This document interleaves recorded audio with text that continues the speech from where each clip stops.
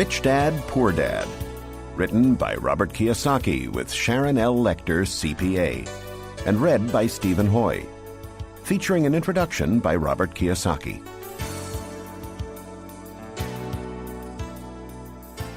I had two fathers, a rich one and a poor one. One was highly educated and intelligent. He had a PhD and completed 4 years of undergraduate work in less than 2 years. The other father never finished the 8th grade. Both men were successful in their careers, working hard all their lives. Both earned substantial incomes. Yet one struggled financially all his life. The other would become one of the richest men in Hawaii. One died leaving tens of millions of dollars to his family, charities, and his church. The other left bills to be paid. Both men were strong, charismatic, and influential. Both men offered me advice, but they did not advise the same things. Both men believed strongly in education, but did not recommend the same course of study. If I had had only one dad, I would have had to accept or reject his advice. Having two dads advising me offered me the choice of contrasting points of view, one of a rich man and one of a poor man. Instead of simply accepting or rejecting one or the other, I found myself thinking more, comparing, and then choosing for myself.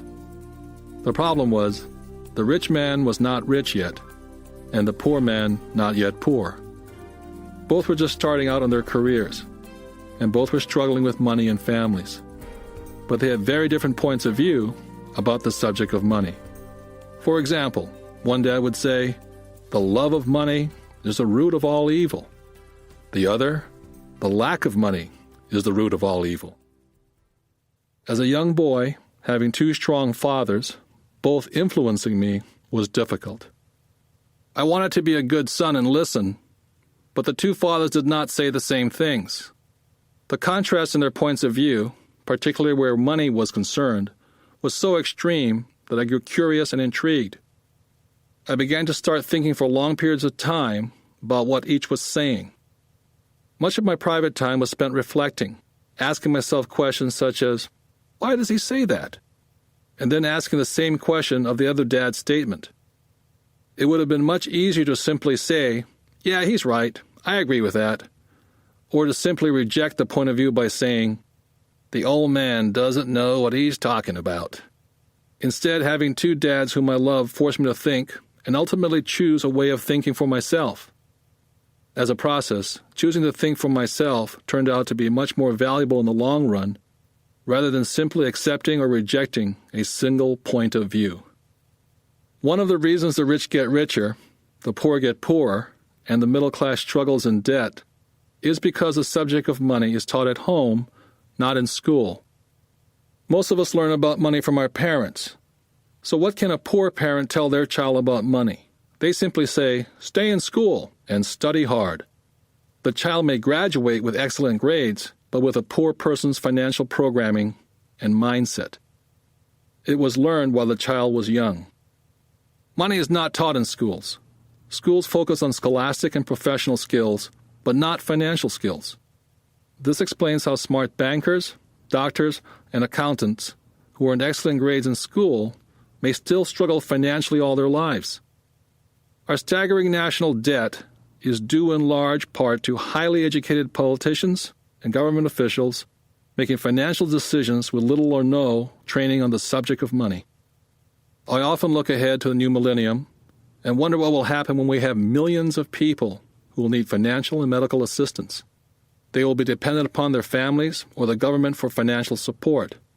What will happen when Medicare and Social Security run out of money? How will a nation survive if teaching children about money continues to be left to parents, most of whom will be, or already are, poor?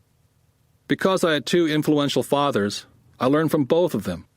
I had to think about each dad's advice, and in doing so, I gained valuable insight into the power and effect of one's thoughts on one's life. For example, one dad had a habit of saying, "I can't afford it." The other dad forbade those words to be used. He insisted I say, "How can I afford it?" One is a statement, and the other is a question.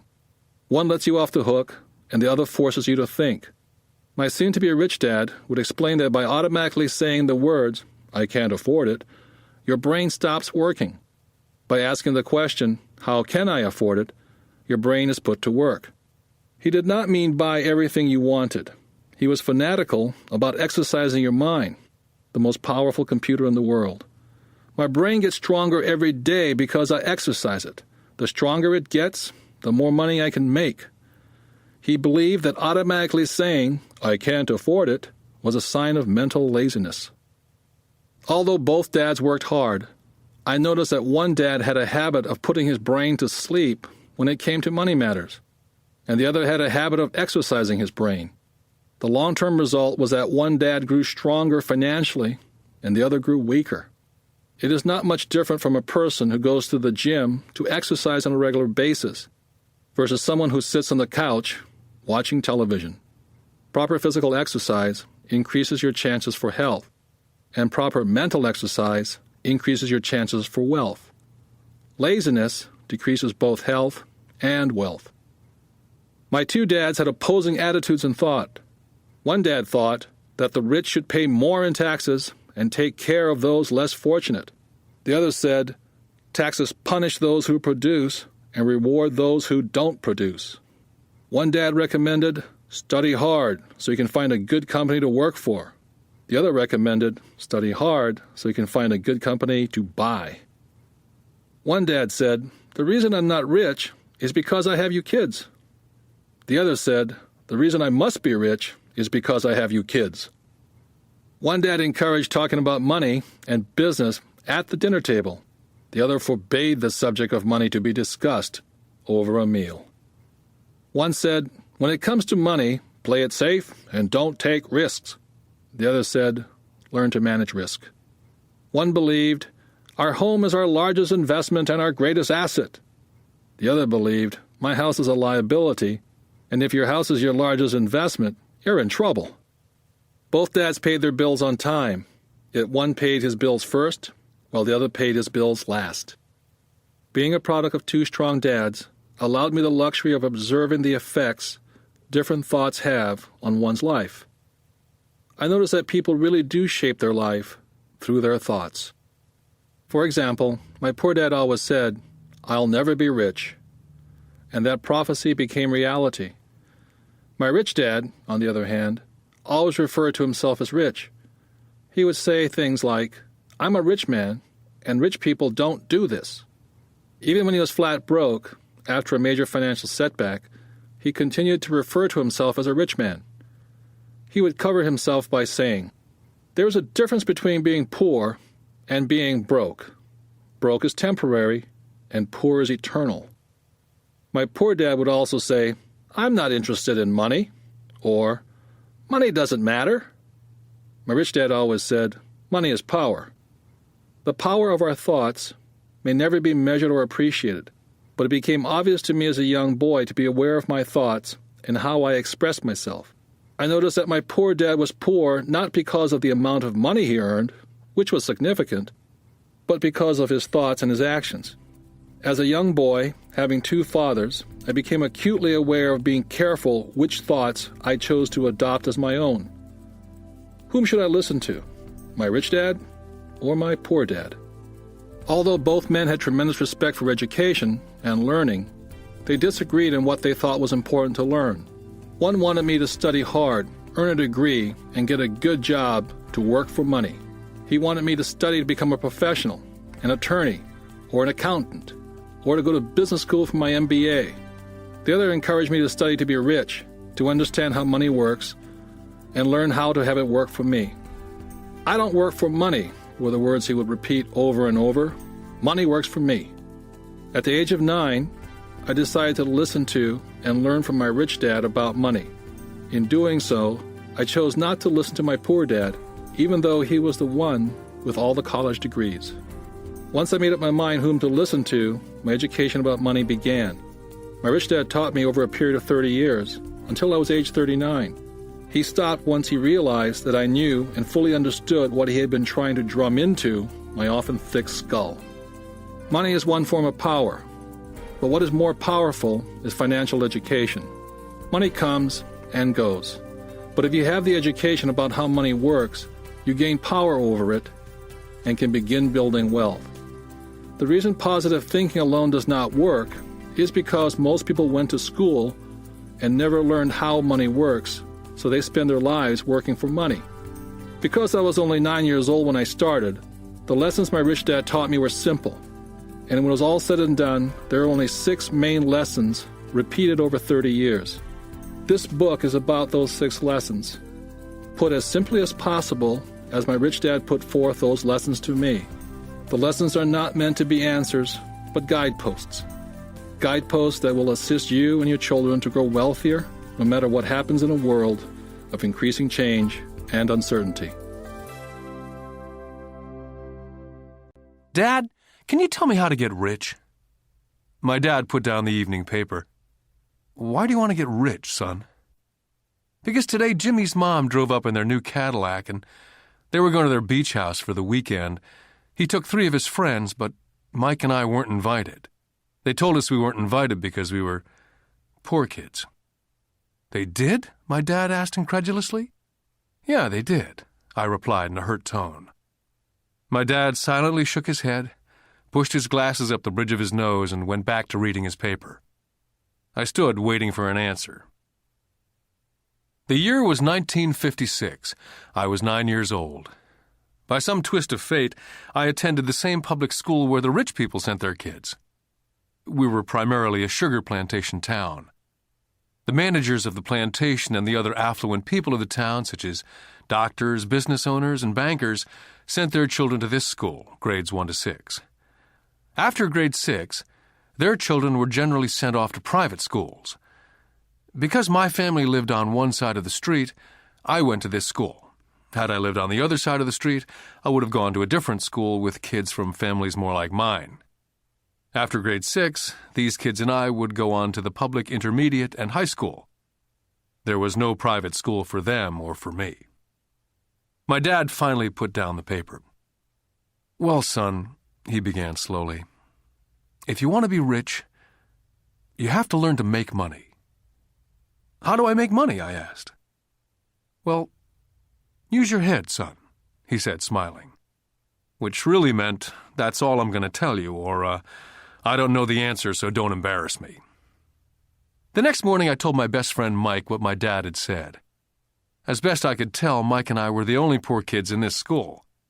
Mike was like me in that he was in this school by a twist of fate. Someone had drawn a jog in a line for the school district, and we wound up in school with the rich kids. So what do we do to make money? Mike asked. I don't know, I said. But do you want to be my partner? He agreed. And so on that Saturday morning, Mike became my first business partner. We spent all morning coming up with ideas on how to make money. Finally, that afternoon, a bolt of lightning came through our heads. It was an idea that Mike had gotten from a science book he'd read. Excitedly, we shook hands, and the partnership now had a business. For the next several weeks, Mike and I ran around our neighborhood, knocking on doors and asking our neighbors if they'd save their toothpaste tubes for us. With puzzled looks, most adults consented with a smile. Some asked us what we were doing, to which we replied, "We can't tell you. It's a business secret." My mom grew distressed as the weeks wore on. We had selected a site next to her washing machine as the place we would stockpile our raw materials. In a brown cardboard box that one time held ketchup bottles, our little pile of used toothpaste tubes began to grow. One day my dad drove up to see 2 9-year-old boys in the driveway with a production line operating at full speed. Fine white powder everywhere. On a long table were small milk cartons from school, and our family's hibachi grill was glowing with red-hot coals at maximum heat. Dad walked up cautiously, having to park the car at the base of the driveway, since the production line blocked the carport. As he got closer, he saw a steel pot sitting on top of the coals, with the toothpaste tubes being melted down. In those days, toothpaste did not come in plastic tubes. The tubes were made of lead. So once the paint was burned off, the tubes were dropped in the small steel pot, melted until they became liquid, and with my mom's pot holders, we were pouring the lead through a small hole in the top of the milk cartons. The milk cartons were filled with plaster of Paris. The white powder everywhere was the plaster before we mixed it with water. The milk cartons were the outer containers for plaster of Paris molds. My dad watched as we carefully poured the molten lead through a small hole in the top of the plaster of Paris cube. "What are you boys doing?" he asked with a cautious smile. "We're doing what you told me to do. We're going to be rich," I said. "Yep," said Mike, grinning and nodding his head. "We're partners." "And what is in those plaster molds?" Dad asked. "Watch," I said. "This should be a good batch." With a small hammer, I tapped at the seal that divided the cube in half. Cautiously, I pulled up the top half of the plaster mold, and a lead nickel fell out. "Oh, my God," my dad said. "You're casting nickels out of lead." "That's right," Mike said. "We're making money." My dad smiled and shook his head. Along with a fire and a box of spent toothpaste tubes in front of him were two little boys covered with white dust and smiling from ear to ear. He asked us to put everything down and sit with him on the front step of our house. With a smile, he gently explained what the word counterfeiting meant. Our dreams were dashed. "You mean this is illegal?" asked Mike. "Yes, it is illegal," my dad said gently. "But you boys have shown great creativity and original thought. Keep going. I'm really proud of you." Disappointed, Mike and I sat in silence for about 20 minutes before we began cleaning up our mess. The business was over on opening day. Sweeping the powder up, I looked at Mike and said, "I guess Jimmy and his friends are right. We are poor." My father was just leaving as I said that. "Boys," he said, "you're only poor if you give up. The most important thing is that you did something. Most people only talk and dream of getting rich. You've done something. I'm very proud of the two of you. I will say it again. Keep going. Don't quit." Mike and I stood there in silence. They were nice words, but we still did not know what to do. "So how come you're not rich, Dad?" I asked. "Because I chose to be a school teacher. School teachers really don't think about being rich. We just like to teach. I wish I could help you, but I really don't know how to make money." Mike and I turned and continued our cleanup. "I know," said my dad. "If you boys want to learn how to be rich, don't ask me. Talk to your dad, Mike." "My dad?" asked Mike with a scrunched-up face. "Yeah, your dad," repeated my dad with a smile. "Your dad and I have the same banker, and he raves about your father. He's told me several times that your father is brilliant when it comes to making money. He seems to be building an empire, and I suspect in a few years he will be a very rich man." With that, Mike and I got excited again. With new vigor, we began cleaning up the mess caused by our now-defunct first business. As we were cleaning, we made plans on how and when to talk to Mike's dad. The problem was that Mike's dad worked long hours and often did not come home until late. His father owned warehouses, a construction company, a chain of stores, and 3 restaurants. It was the restaurants that kept him out late. Mike caught the bus home after we had finished cleaning up. He was going to talk to his dad when he got home that night and ask him if he would teach us how to become rich. Mike promised to call as soon as he talked to his dad, even if it was late. The phone rang at 8:30 p.m. Mike's dad had agreed to meet with Mike and me.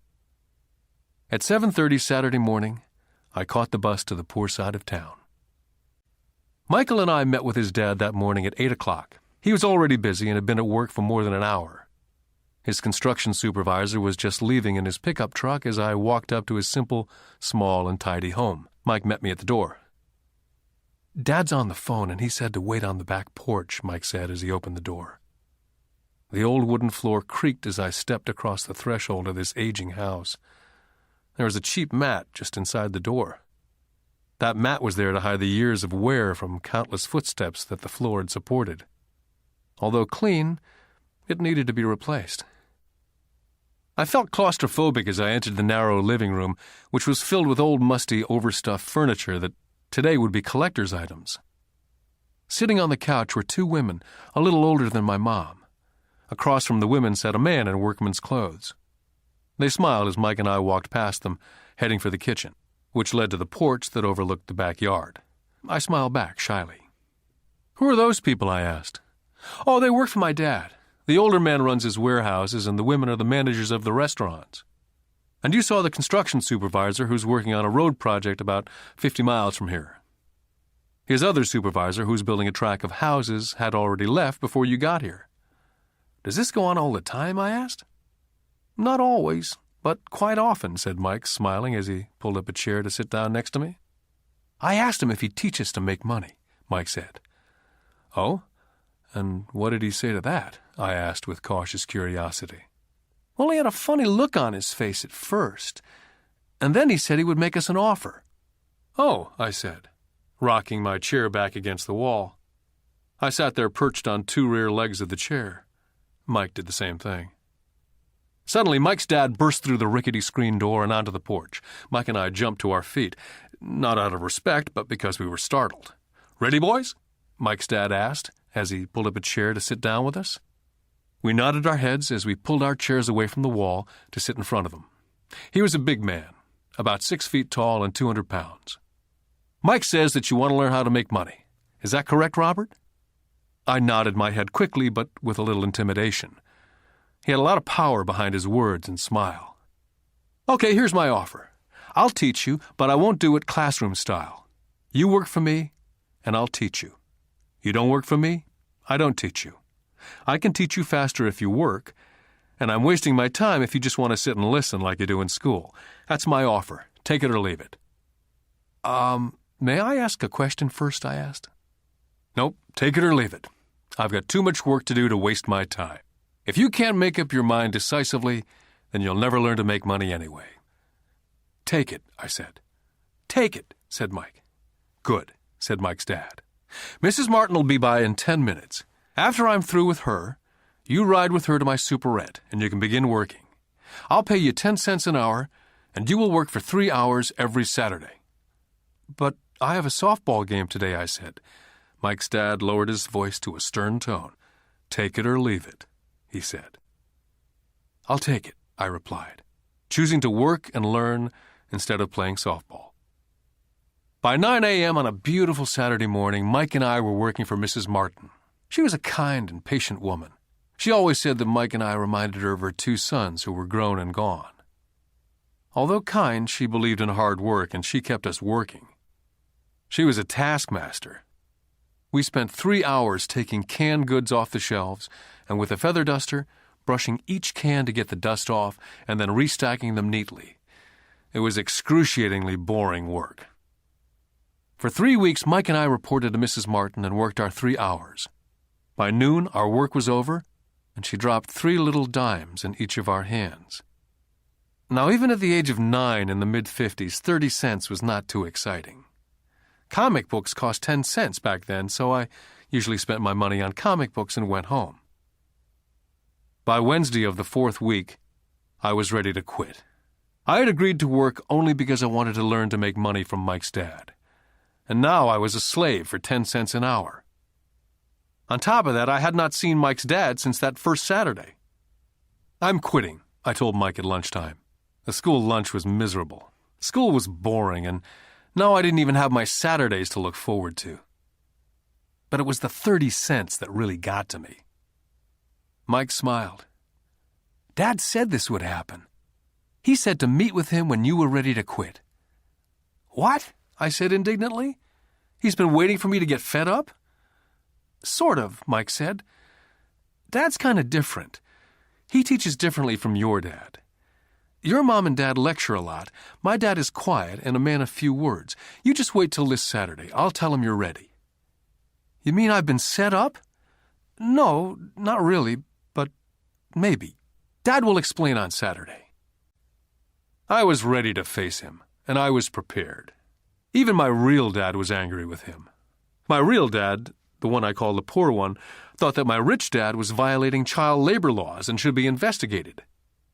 My educated dad told me to demand what I deserve, at least 25 cents an hour. My poor dad told me that if I didn't get a raise, I was to quit immediately. At 8 o'clock Saturday morning, I was going through the same rickety door of Mike's house. Take a seat and wait in line, Mike's dad said as I entered. He turned and disappeared into his little office next to a bedroom. I looked around the room and didn't see Mike anywhere. Feeling awkward, I cautiously sat down next to the same two women who were there 4 weeks earlier. They smiled and slid across the couch to make room for me.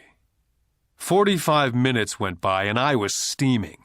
The two women had met with him and left 30 minutes earlier. An older gentleman was in there for 20 minutes and was also gone. The house was empty, and I sat out in his musty, dark living room on a beautiful, sunny Hawaiian day, waiting to talk to a cheapskate who exploited children. I could hear him rustling around in the office, talking on the phone and ignoring me. I was now ready to walk out, but for some reason I stayed. Finally, 15 minutes later at exactly 9 o'clock, Rich Dad walked out of his office, said nothing, and signaled with his hand for me to enter his dingy office. "I understand you want a raise or you're going to quit," Rich Dad said as he swiveled in his office chair. "Well, you're not keeping your end of the bargain," I blurted out, nearly in tears. It was really frightening for a 9-year-old boy to confront a grown-up. "You said that you'd teach me if I worked for you." "Well, I've worked for you. I've worked hard. I've given up my baseball games to work for you, and you don't keep your word. You haven't taught me anything. You're a crook like everyone in town thinks you are. You're greedy. You want all the money and don't take care of your employees. You make me wait and don't show me any respect. I'm only a little boy, and I deserve to be treated better." Rich Dad rocked back in his swivel chair, hands up to his chin, somewhat staring at me. "Not bad," he said. "In less than a month you sound like most of my employees." "What?" I asked. Not understanding what he was saying, I continued with my grievance. "I thought you were going to keep up your end of the bargain and teach me. Instead, you want to torture me. That's cruel. That's really cruel." "I am teaching you," Rich Dad said quietly. "What have you taught me?" "Nothing," I said angrily. "You haven't even talked to me once since I agreed to work for peanuts. 10 cents an hour, huh? I should notify the government about you. We have child labor laws, you know. My dad works for the government, you know." "Wow," said Rich Dad. "Now you sound like most of the people who used to work for me. People I've either fired or they've quit." "So what do you have to say?" I demanded, feeling pretty brave for a little kid. "How do you know that I've not taught you anything?" asked Rich Dad calmly. "Well, you've never talked to me. I've worked for 3 weeks and you've not taught me anything," I said with a pout. "Does teaching mean talking or a lecture?" Rich Dad asked. "Well, yes," I replied. "That's how they teach you in school," he said, smiling. "But that is not how life teaches you. And I would say that life is the best teacher of all.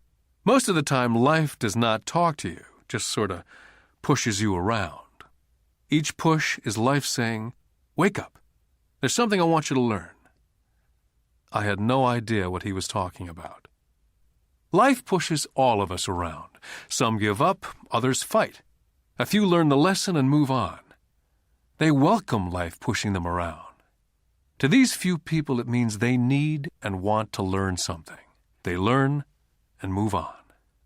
Most quit, and a few, like you, fight. Rich Dad stood and shut the creaky old wooden window that needed repair. "If you learn this lesson, you will grow into a wise, wealthy, and happy young man. If you don't, you will spend your life blaming a job, low pay, or your boss for your problems. You'll live life hoping for that big break that'll solve all your money problems." Rich Dad looked over to me to see if I was still listening. His eyes met mine. We stared at each other, streams of communication going between us through our eyes. Finally, I pulled away once I had absorbed his last message. I knew he was right. I was blaming him, and I did ask to learn. I was fighting. Rich Dad continued, "Or if you're the kind of person who has no guts, you just give up every time life pushes you. If you're that kind of person, you'll live all your life playing it safe, doing the right things, saving yourself for some event that never happens. Then you die a boring old man. You'll have lots of friends who'll really like you because you were such a nice, hard-working guy. You spent a life playing it safe, doing the right things. But the truth is, you let life push you into submission. Deep down, you were terrified of taking risks. You really wanted to win, but the fear of losing was greater than the excitement of winning. Deep inside, you and only you will know that you didn't go for it. You chose to play it safe." Our eyes met again.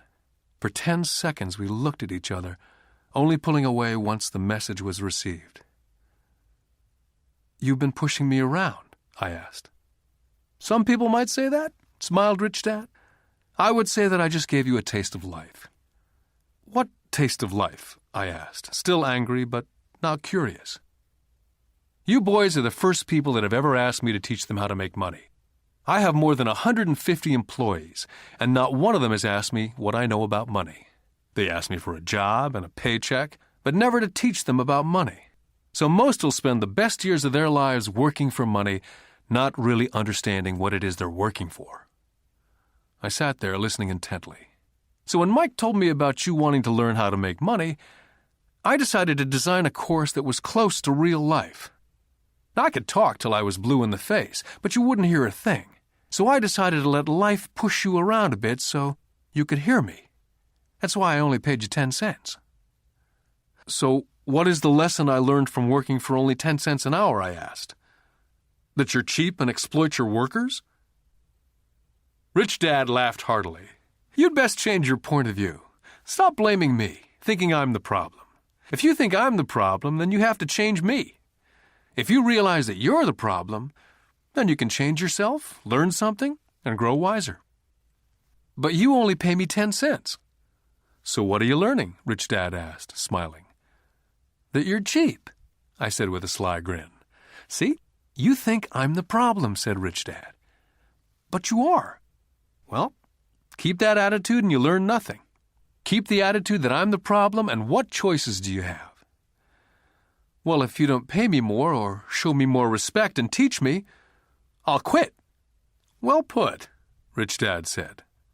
And that's exactly what most people do. They quit and go looking for another job, better opportunity, and higher pay, actually thinking that a new job or more pay will solve the problem. In most cases, it won't. "So what will solve the problem?" I asked. "Just take this measly 10 cents an hour and smile?" Rich Dad smiled. "That's what the other people do. Just accept a paycheck, knowing that they and their family will struggle financially. But that's all they do. Waiting for a raise, thinking that more money will solve the problem. Most just accept it, and some take a second job working harder, but again accepting a small paycheck." I sat staring at the floor, beginning to understand the lesson Rich Dad was presenting. I could sense it was a taste of life. Finally, I looked up and repeated the question. "So what will solve the problem?" "This," he said, tapping me gently on the head. "This stuff between your ears." It was at that moment that Rich Dad shared the pivotal point of view that separated him from his employees and my poor dad, and led him to eventually become one of the richest men in Hawaii, while my highly educated but poor dad struggled financially all his life. It was a singular point of view that made all the difference over a lifetime. Rich Dad said over and over this point of view, which I call lesson number 1. The rich don't work for money.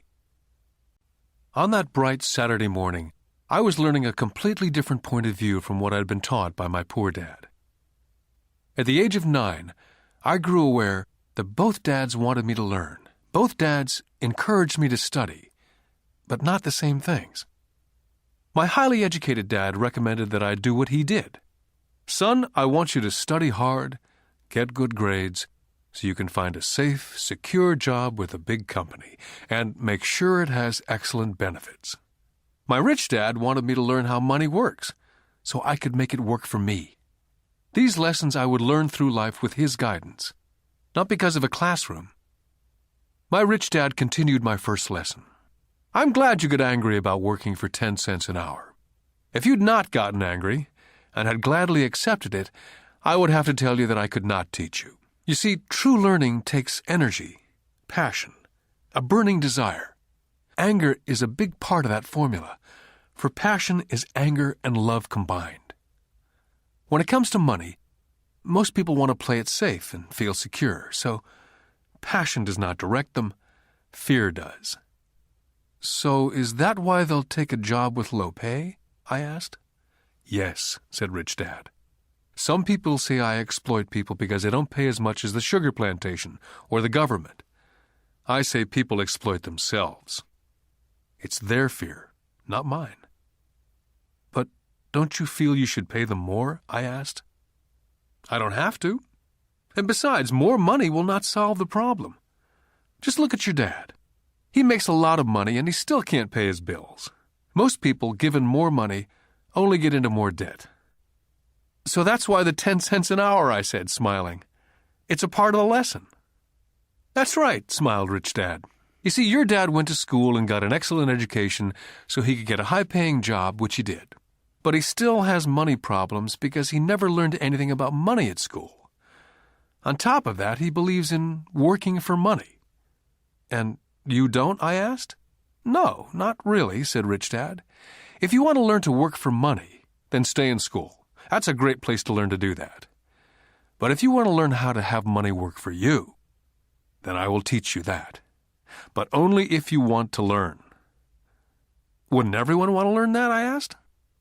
No, said Rich Dad, simply because it's easier to learn to work for money, especially if fear is your primary emotion when the subject of money is discussed. I don't understand, I said with a frown. Well, don't worry about that for now. Just know that it's fear that keeps most people working at a job. The fear of not paying their bills, the fear of being fired, the fear of not having enough money, the fear of starting over. That's the price of studying to learn a profession or trade and then working for money. Most people become a slave to money and then get angry at their boss. Learning to have money work for you is a completely different course of study, I asked. Absolutely, Rich Dad answered. Absolutely. We sat in silence. My friends would have been just starting their Little League baseball game. But for some reason I was now thankful I'd decided to work for 10 cents an hour. I sensed that I was about to learn something my friends would not learn in school. Ready to learn? Asked Rich Dad. Absolutely, I said with a grin. I've kept my promise. I've been teaching you from afar, my Rich Dad said. At 9 years old, you've gotten a taste of what it feels like to work for money. Just multiply your last month by 50 years, and you'll have an idea of what most people spend their life doing. I don't understand, I said. How did you feel waiting in line to see me? Once to get hired and once to ask for more money. Terrible, I said. If you choose to work for money, that is what life is like for many people, said Rich Dad. And how did you feel when Mrs. Martin dropped 3 dimes in your hand for 3 hours' work? I felt like it wasn't enough. It seemed like nothing. I was disappointed, I said. And that is how most employees feel when they look at their paychecks, especially after all the tax and other deductions are taken out. At least you got 100%. You mean most workers don't get paid everything? I asked with amazement. Heavens, no, said Rich Dad. The government always takes its share first. How do they do that? I asked. Taxes, said Rich Dad. You're taxed when you earn, you're taxed when you spend, you're taxed when you save, you're taxed when you die. Why do people let the government do that to them? The rich don't, said Rich Dad with a smile. The poor and the middle class do. I'll bet you that I earn more than your dad, yet he pays more in taxes. How can that be? I asked. As a 9-year-old boy, that made no sense to me. Why would someone let the government do that to them? Rich Dad sat there in silence. I guess he wanted me to listen instead of jabber away at the mouth. Finally, I calmed down. I did not like what I had heard. I knew my dad complained constantly about paying so much in taxes, but really did nothing about it. Was that life pushing him around? Rich Dad rocked slowly and silently in his chair, just looking at me. Ready to learn? He asked. I nodded my head slowly. Learning how to have money work for you is a lifetime study. Most people go to college for 4 years and their education ends. I already know that my study of money will continue over a lifetime simply because the more I find out, the more I find out I need to know. Most people never study the subject. They go to work, get their paycheck, balance their checkbooks, and that's it. On top of that, they wonder why they have money problems. Then they think that more money will solve the problem. Few realize that it's their lack of financial education that is the problem. So, my dad has tax problems because he doesn't understand money? I asked, confused. Look, said Rich Dad, Taxes are just one small section on learning how to have money work for you. Today, I just wanted to find out if you still have the passion to learn about money. Most people don't. They want to go to school, learn a profession, have fun at their work, and earn lots of money. One day they wake up with big money problems, and then they can't stop working. That's the price of only knowing how to work for money, instead of studying how to have money work for you. So, do you still have the passion to learn? Asked Rich Dad. I nodded my head. Good, said Rich Dad. Now get back to work. This time I will pay you nothing. What? I asked in amazement. You heard me. Nothing. You'll work the same 3 hours every Saturday, but this time you will not be paid 10 cents an hour. You said you wanted to learn to not work for money, so I'm not going to pay you anything. I couldn't believe what I was hearing. I've already had this conversation with Mike. He's already working, dusting, and stacking canned goods for free. You better hurry up and get back there. I stood there, still not believing what a raw deal I'd been handed. Here I came to ask for a raise, and now I was being told to keep working for nothing. Rich Dad tapped me on the head and said, "Use this. Now get out of here." I didn't tell my poor dad I wasn't being paid. He would not have understood, and I did not want to try to explain something that I did not yet understand myself. For 3 more weeks, Mike and I worked for 3 hours every Saturday for nothing. The work didn't bother me, and the routine got easier. It was the missed baseball games and not being able to afford to buy a few comic books that got to me. Rich Dad stopped by at noon on the 3rd week. We heard his truck pull up in the parking lot and sputter when the engine was turned off. He entered the store and greeted Mrs. Martin with a hug. After finding out how things were going in the store, he reached into the ice cream freezer, pulled out 2 bars, paid for them, and signaled to Mike and me, "Let's go for a walk, boys." We crossed the street, dodging a few cars, and walked across a large grassy field where a few adults were playing softball. Sitting down at a remote picnic table, he handed Mike and me the ice cream bars. "How's it going, boys?" "Okay," Mike said. I nodded in agreement. "Learn anything yet?" Rich Dad asked. Mike and I looked at each other, shrugged our shoulders, and shook our heads in unison. "Well, you boys had better start thinking. You're staring at one of life's biggest lessons. If you learn the lesson, you'll enjoy a life of great freedom and security. If you don't learn the lesson, you'll wind up like Mrs. Martin and most of the people playing softball in this park. They work very hard for little money, clinging to the illusion of job security, looking forward to a 3-week vacation each year and a skimpy pension after 45 years of work. Now, if that excites you, I'll give you a raise to 25 cents an hour." "But these are good, hard-working people. Are you making fun of them?" I demanded. A smile came over Rich Dad's face. "Mrs. Martin's like a mother to me, and I would never be that cruel. I may sound cruel because I'm doing my best to point something out to the 2 of you. I want to expand your point of view so you can see something most people never have the benefit of seeing because their vision is too narrow. Most people never see the trap they're in." Mike and I sat there uncertain of his message. He sounded cruel, yet we could sense he was desperately wanting us to know something. With a smile, Rich Dad said, "Doesn't that 25 cents an hour sound good? Doesn't that make your heart beat a little faster?" I shook my head no, but it really did. 25 cents an hour would be big bucks to me. "Okay, I'll pay you $1 an hour," Rich Dad said with a sly grin. Now my heart was beginning to race. My brain was screaming, "Take it, take it." I could not believe what I was hearing. Still, I said nothing. "Okay, $2 an hour." My little 9-year-old brain and heart nearly exploded. After all, it was 1956, and being paid $2 an hour would have made me the richest kid in the world. I couldn't imagine earning that kind of money. I wanted to say yes, but somehow my mouth stayed silent. Maybe my brain had overheated and blown a fuse, but deep down I badly wanted that $2 an hour. The ice cream had melted and was running down my hand. Rich Dad was looking at 2 boys staring back at him, eyes wide open and brains empty. He knew that he was testing us, and he knew there was part of our emotions that wanted to take the deal. "Okay," he said, $5 an hour. Suddenly there was a silence from inside me. Something had changed. The offer was too big and had gotten ridiculous. Not too many grown-ups in 1956 made more than $5 an hour. The temptation disappeared and a calm set in. Slowly, I turned to my left to look at Mike. He looked back at me.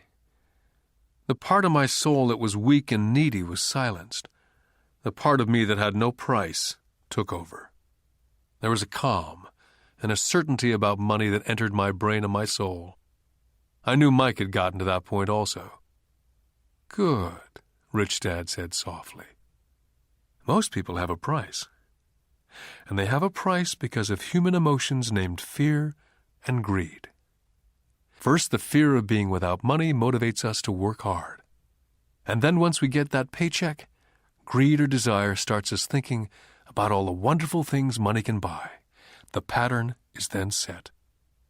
"What pattern?" I asked. "The pattern of get up, go to work, pay bills, get up, go to work, pay bills. Their lives are then run forever by two emotions, fear and greed. Offer them more money, and they continue the cycle by also increasing their spending. This is what I call the rat race." "There is another way?" Mike asked. "Yes," said Rich Dad slowly, "but only a few people find it." "And what is that way?" Mike asked. "That's what I hope you boys will find out as you work and study with me. That is why I took away all forms of pay." "Any hints?" Mike asked.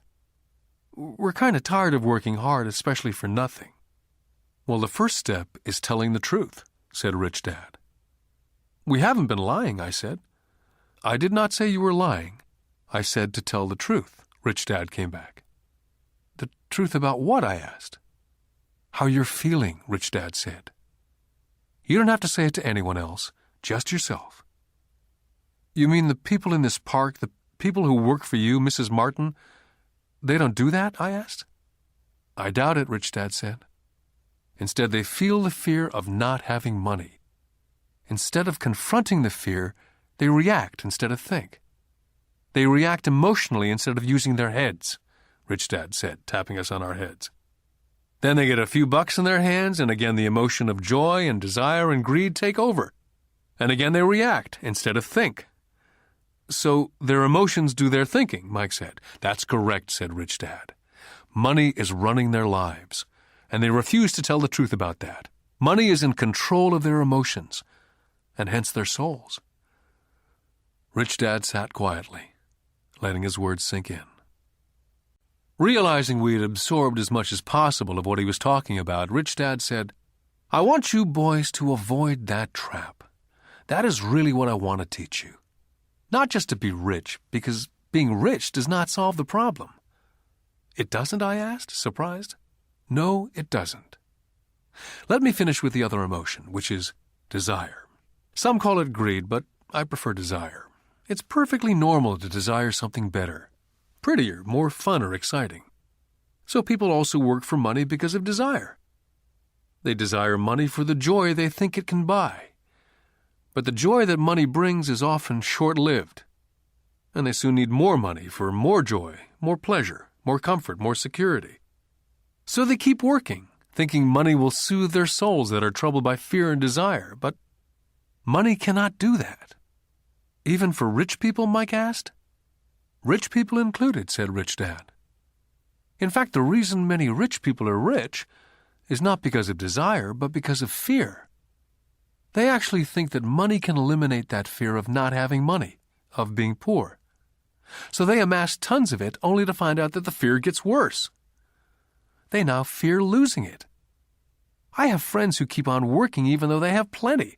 I know people who have millions who are more afraid now than when they were poor. They're terrified of losing all their money. I want to teach you to master the power of money, not be afraid of it. And they don't teach that in school. If you don't learn it, you can become a slave to money." It was finally making sense. He did want us to widen our views, to see what Mrs. Martin could not see, his employees could not see, or my dad for that matter. He used examples that sounded cruel at the time, but I've never forgotten them. My vision widened that day. and I could begin to see the trap that lay ahead for most people. You see, we're all employees, ultimately. We just work at different levels, said Rich Dad. I just want you boys to have a chance to avoid the trap. The trap caused by those two emotions, fear and desire. Use them in your favor, not against you. That's what I want to teach you. I'm not interested in just teaching you to make a pile of money. That won't handle the fear or desire. If you don't first handle fear and desire and you get rich, you'll only be a high-paid slave. So how do we avoid the trap? I asked. The main cause of poverty or financial struggle is fear and ignorance, not the economy or the government or the rich. It's self-inflicted fear and ignorance that keeps people trapped. So you boys go to school and get your college degrees. I'll teach you how to stay out of the trap.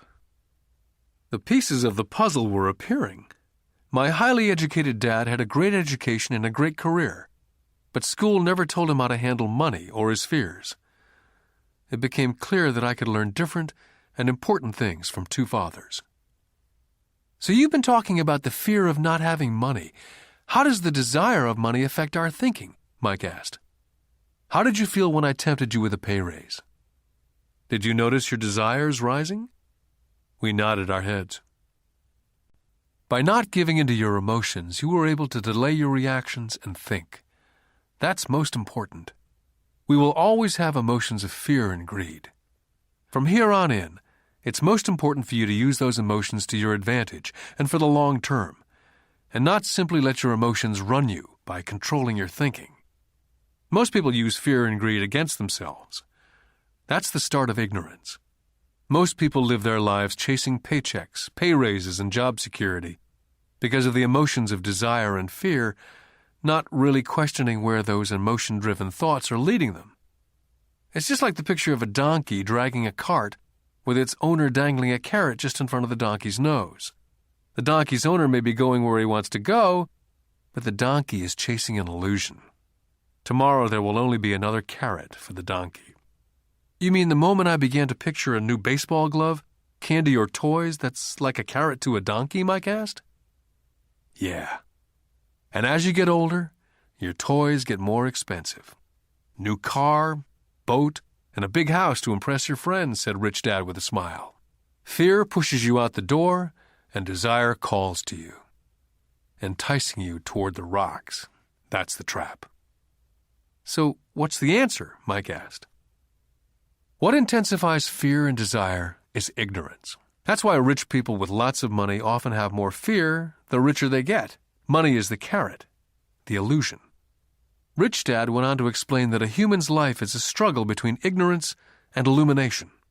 He explained that once a person stops searching for information and knowledge of oneself, ignorance sets in.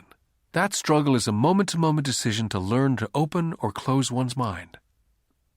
Look, school is very, very important. You go to school to learn a skill or a profession so as to be a contributing member of society.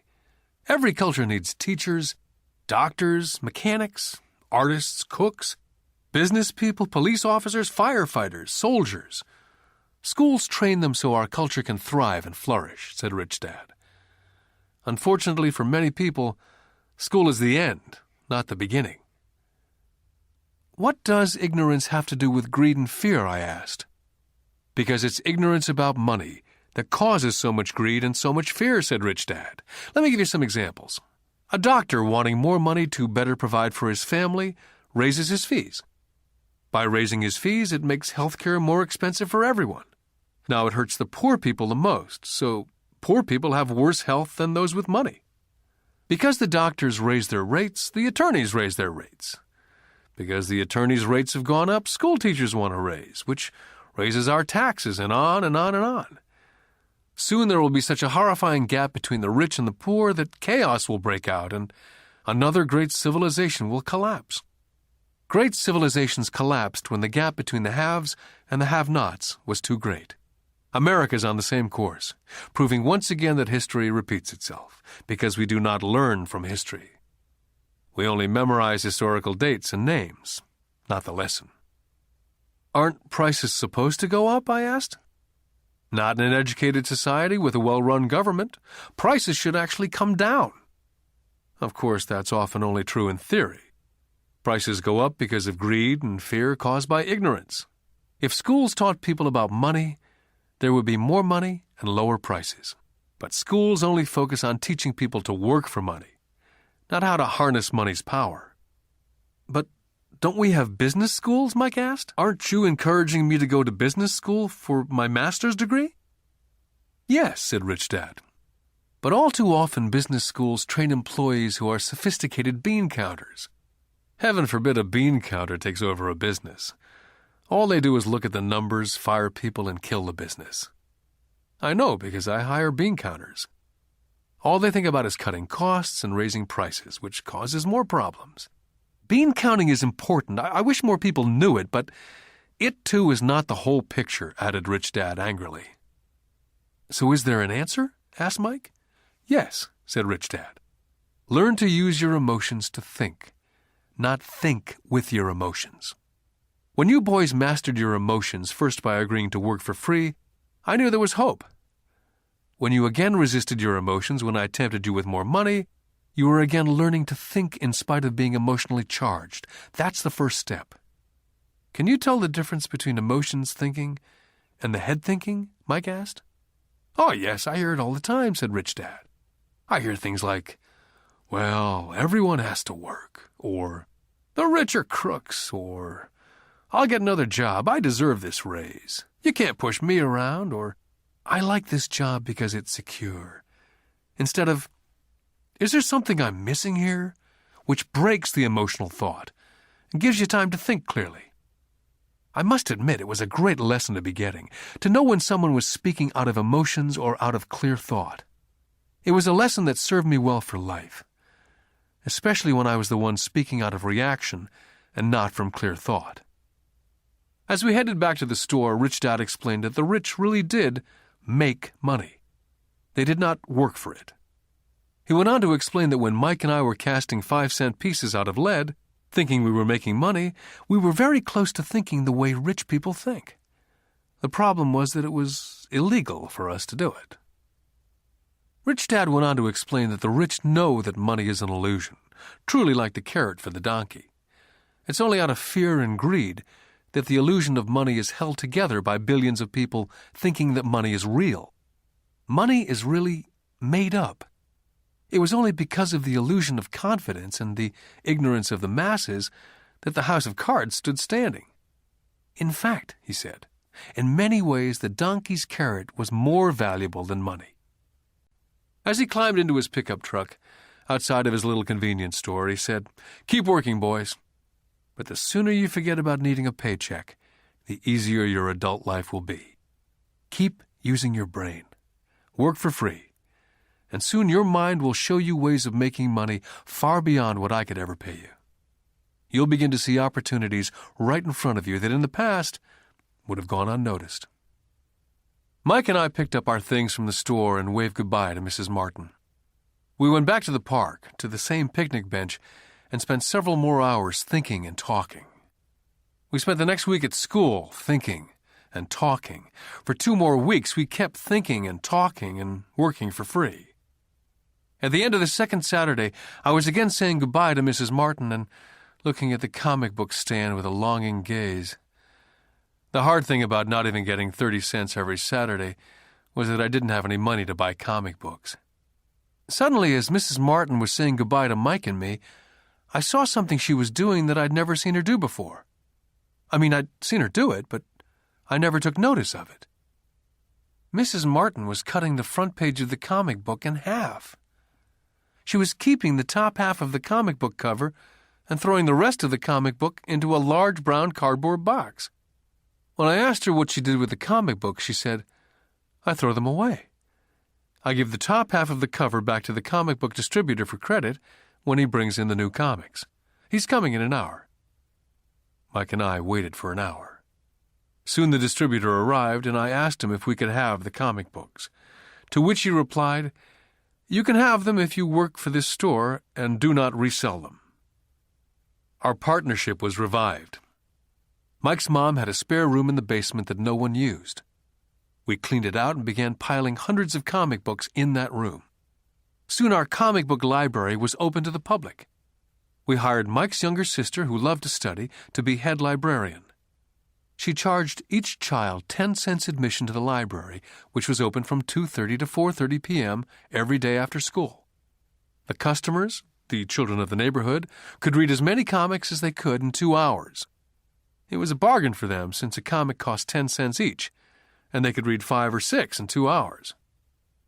Mike's sister would check the kids as they left to make sure they weren't borrowing any comic books. She also kept the books, logging in how many kids showed up each day, who they were, and any comments they might have. Mike and I averaged $9.50 per week over a 3-month period.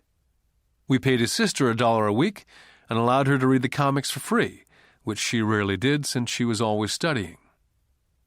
Mike and I kept our agreement by working in the store every Saturday and collecting all the comic books from the different stores. We kept our agreement to the distributor by not selling any comic books. We burned them once they got too tattered. We tried opening a branch office, but we could never quite find someone as dedicated as Mike's sister we could trust. At an early age, we found out how hard it was to find good staff. 3 months after the library first opened, a fight broke out in the room. Some bullies from another neighborhood pushed their way in and started it. Mike's dad suggested we shut down the business. So our comic book business was shut down and we stopped working on Saturdays at the convenience store. Anyway, Rich Dad was excited because he had new things he wanted to teach us. He was happy because we'd learned our first lesson so well. We'd learned to have money work for us. By not getting paid for our work at the store, we were forced to use our imaginations to identify an opportunity to make money. By starting our own business, the comic book library, we were in control of our own finances, not dependent on an employer. The best part was that our business generated money for us, even when we weren't physically there. Our money worked for us. Instead of paying us money, Rich Dad had given us so much more. Lesson 2. Why Teach Financial Literacy? In 1990, my best friend Mike took over his father's empire and is in fact doing a better job than his dad did. We see each other once or twice a year on the golf course. He and his wife are wealthier than you could imagine. Rich Dad's empire is in great hands, and Mike is now grooming his son to take his place, as his dad groomed us. In 1994, I retired at the age of 47, and my wife Kim was 37. Retirement does not mean not working. To my wife and me, it means that, barring unforeseen cataclysmic changes, we can work or not work, and our wealth grows automatically, staying way ahead of inflation. I guess it means freedom. The assets are large enough to grow by themselves. It's like planting a tree. You water it for years, and then one day it doesn't need you anymore. Its roots have gone down deep enough. Then the tree provides shade for your enjoyment. Mike chose to run the empire, and I chose to retire. Whenever I speak to groups of people, they often ask what I would recommend, or what could they do? How do they get started? Is there a good book I'd recommend? What is the secret to success? I simply say to them what my rich dad said back to me when I was a little kid. If you want to be rich, you need to be financially literate. That idea was drummed into my head every time we were together. As I said, my educated dad stressed the importance of reading books, while my rich dad stressed the need to master financial literacy. If you're going to build the Empire State Building, the first thing you need to do is dig a deep hole and pour a strong foundation. If you're going to build a home in the suburbs, all you need to do is pour a 6-inch slab of concrete. Most people, in their drive to get rich, are trying to build an Empire State Building on a 6-inch slab. Our school system, having been created in the agrarian age, believes in homes with no foundation dirt floors are still the rage.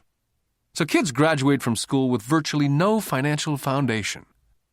One day, sleepless and deep in debt in suburbia, living the American dream, they decide that the answer to their financial problems is to find a way to get rich quick. Construction on the skyscraper begins. It goes up quickly, and soon, instead of the Empire State Building, we have the Leaning Tower of suburbia.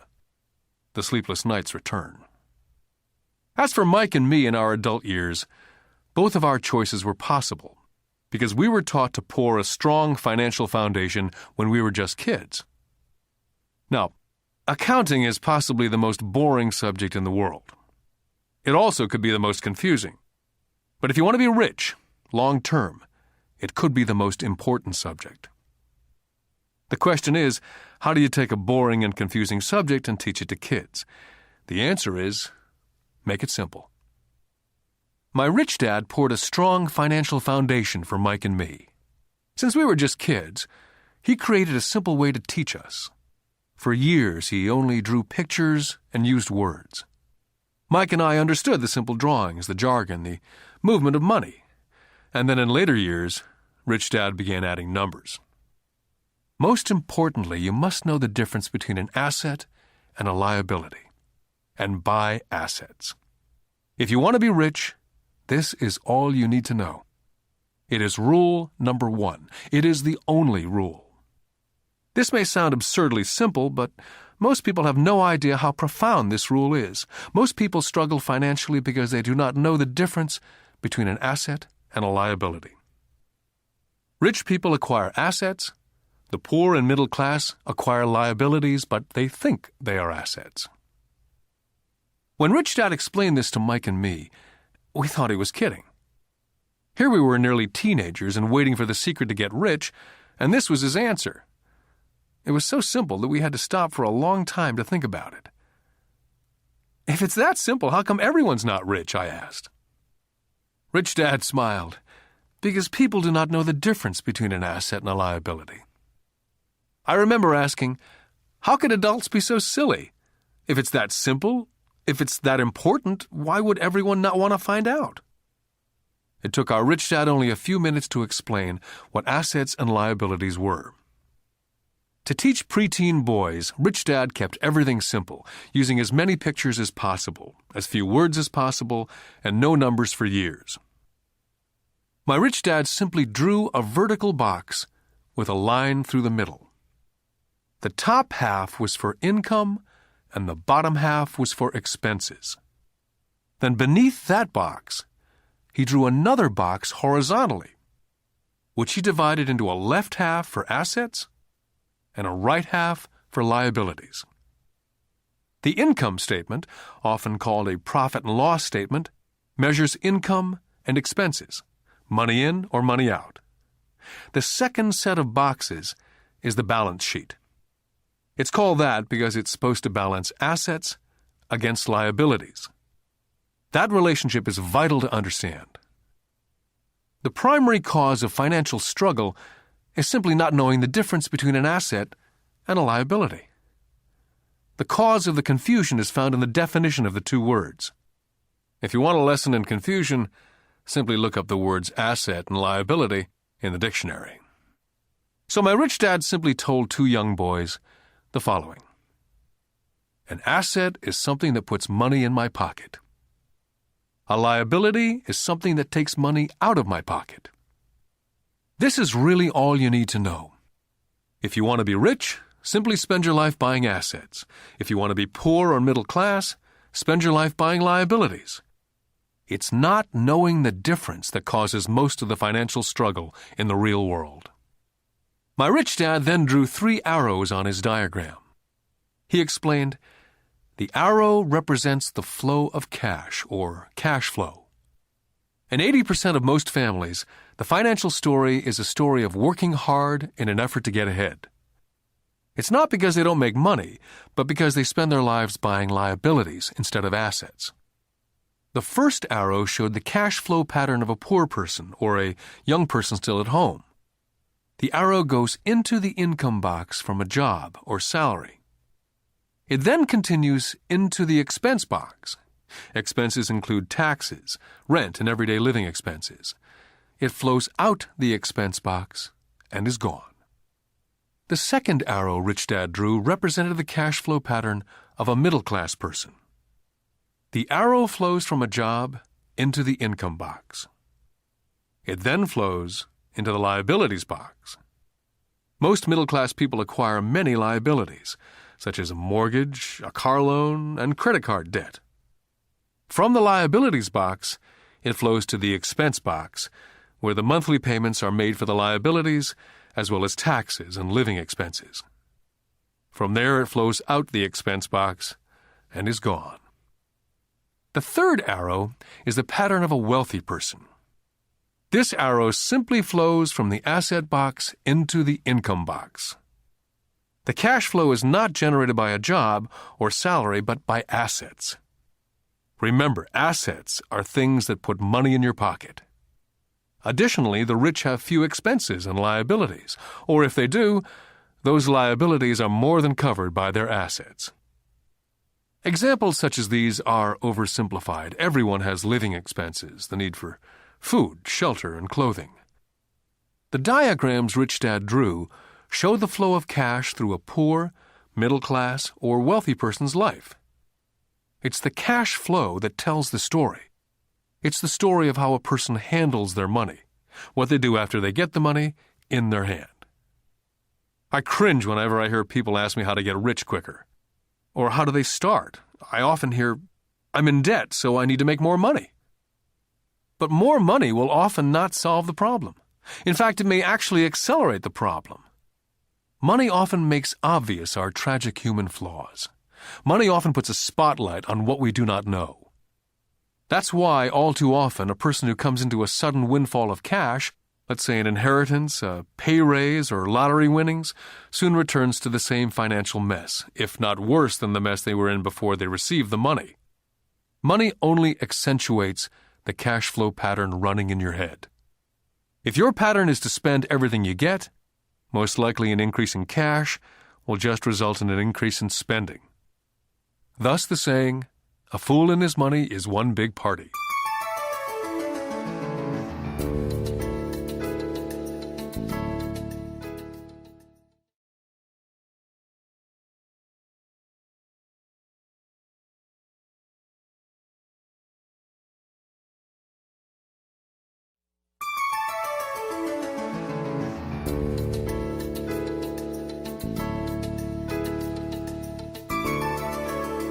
Because students leave school without financial skills, millions of educated people pursue their profession successfully, but later find themselves struggling financially. They work harder but don't get ahead. What's missing from their education is not how to make money, but how to spend money. What to do after you make it. It's called financial aptitude. What to do with the money once you make it, how to keep people from taking it from you, how long you keep it, and how hard that money works for you. Most people cannot tell why they struggle financially because they don't understand cash flow. A person can be highly educated, professionally successful, and financially illiterate. These people often work harder than they need to because they learned how to work hard, but not how to have their money work for them. The moving picture show of hard-working people has a set pattern. Recently married, the happy, highly educated young couple move in together in one of their cramped rented apartments. Immediately they realize that they're saving money because two can live as cheaply as one. The problem is, the apartment is cramped. They decide to save money to buy their dream home so they can have kids. They now have two incomes, and they begin to focus on their careers. Their incomes begin to increase. As their incomes go up, their expenses go up as well, so there is little or no money to flow into the asset box. This means the only income they get comes from their jobs. The number one expense for most people is taxes. Many people think it's income tax, but for most Americans, their highest tax is Social Security. As an employee, it appears as if the Social Security tax, combined with the Medicare tax rate, is roughly 7.5%. But it's really 15%, since the employer must match the Social Security amount. In essence, it is money the employer cannot pay you.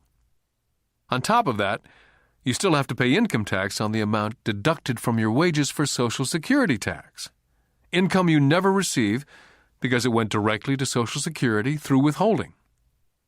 Then their liabilities go up. This is best demonstrated by going back to the young couple. As a result of their incomes going up, They decide to go out and buy the house of their dreams. Once in their house, they have a new tax, called property tax. Then they buy a new car, new furniture, and new appliances to match their new house. All of a sudden, they wake up, and their liabilities column is full of mortgage debt and credit card debt. They're now trapped in the rat race. A child comes along. They work harder. The process repeats itself. More money and higher taxes, also called bracket creep. A credit card comes in the mail. They use it. It maxes out. A loan company calls and says their greatest asset, their home, has appreciated in value. The company offers a bill consolidation loan because their credit is so good and tells them the intelligent thing to do is clear off the high-interest consumer debt by paying off their credit card. And besides, interest on their home is a tax deduction. They go for it and pay off those high-interest credit cards. They breathe a sigh of relief. Their credit cards are paid off. They've now folded their consumer debt into their home mortgage. Their payments go down because they extend their debt over 30 years. It is the smart thing to do. Their neighbor calls to invite them to go shopping. The Memorial Day sale is on. A chance to save some money. They say to themselves, "I won't buy anything, I'll just go look." But just in case they find something, they tuck that clean credit card inside their wallet. I run into this young couple all the time. Their names change, but their financial dilemma is the same. They come to one of my talks to hear what I have to say. They ask me, "Can you tell us how to make more money?" Their spending habits have caused them to seek more income. They don't even know that the trouble is really how they choose to spend the money they do have. And that is the real cause of their financial struggle. It's caused by financial illiteracy and not understanding the difference between an asset and a liability. More money seldom solves someone's money problems. Intelligence solves problems. There's a saying a friend of mine says over and over to people in debt: if you find yourself in a hole, stop digging. The poor and middle class all too often allow the power of money to control them. By simply getting up and working harder, failing to ask themselves if what they do makes sense, they shoot themselves in the foot as they leave for work every morning. By not fully understanding money, the vast majority of people allow the awesome power of money to control them. The power of money is used against them. By the time Mike and I were 16 years old, we began to have problems in school. We were not bad kids. We just began to separate from the crowd. We worked for Mike's dad after school and on the weekends. Mike and I often spent hours after work just sitting at a table with his dad while he held meetings with his bankers, attorneys, accountants, brokers, investors, managers, and employees. We learned more sitting at his meetings than we did in all our years of school, college included. Mike's dad was not school educated, but he was financially educated and successful as a result. He used to tell us over and over again, an intelligent person hires people who are more intelligent than they are. So Mike and I had the benefit of spending hours listening to, and in the process learning from, intelligent people. But because of this, both Mike and I just could not go along with the standard dogma that our teachers preached. Occasionally, Mike or I would ask our teachers how what we studied was applicable, or we asked why we never studied money and how it worked. To the latter question, we often got the answer that money was not important, that if we excelled in our education, the money would follow. The more we knew about the power of money, the more distant we grew from the teachers and our classmates. My highly educated dad never pressured me about my grades. I often wondered why, but we did begin to argue about money. By the time I was 16, I probably had a far better foundation with money than both my mom and dad. I could keep books. I listened to tax accountants, corporate attorneys, bankers, real estate brokers, investors, and so forth. My dad talked to teachers. One day, my dad was telling me why our home was his greatest investment. A not too pleasant argument took place when I showed him why I thought a house was not a good investment. The argument illustrated the difference in perception between my rich dad and my poor dad when it came to their homes. Poor dad thought his house was an asset and listed it in the asset box, and the rich dad thought it was a liability and put his home in the liability box. I remember when I drew a diagram for my dad showing him the direction of cash flow. I also showed him the ancillary expenses that went along with owning the home.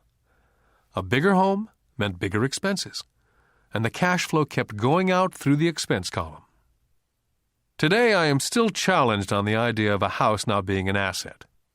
And I know that for many people, it's their dream as well as their largest investment. And owning your own home is better than nothing. I simply offer an alternate way of looking at this popular dogma. My wife and I would love a bigger, more flashy house to impress the Joneses, but we know it is not an asset. It's a liability since it takes money out of our pocket. So here's the argument I put forth. I really do not expect most people to agree with it because a nice home is an emotional thing. And when it comes to money, high emotions tend to lower financial intelligence. When it comes to houses, I point out that most people work all their lives paying for a home they never own. In other words, most people buy a new house every so many years, each time incurring a new 30-year loan to pay off the previous one. Even though people receive a tax deduction for interest on mortgage payments, they pay for all their other expenses with after-tax dollars, even after they pay off their mortgage. Then there are property taxes. My wife's parents were shocked when the property taxes on their home went to $1,000 a month. This was after they'd retired, so the increase put a strain on their retirement budget, and they felt forced to move. Also, houses do not always go up in value. I still had friends who owe $1 million for a home that will today sell for only $700,000. Finally, the greatest losses of all are those from missed opportunities. If all your money is tied up in your house, you may be forced to work harder because your money continues blowing out of the expense column instead of adding to the asset column. The classic middle-class cash flow pattern. If a young couple would put more money into their asset column early on, their later years would get easier, especially as they prepared to send their children to college. Their assets would have grown and would be available to help cover expenses. All too often, a house only serves as a vehicle for incurring a home equity loan to pay for mounting expenses.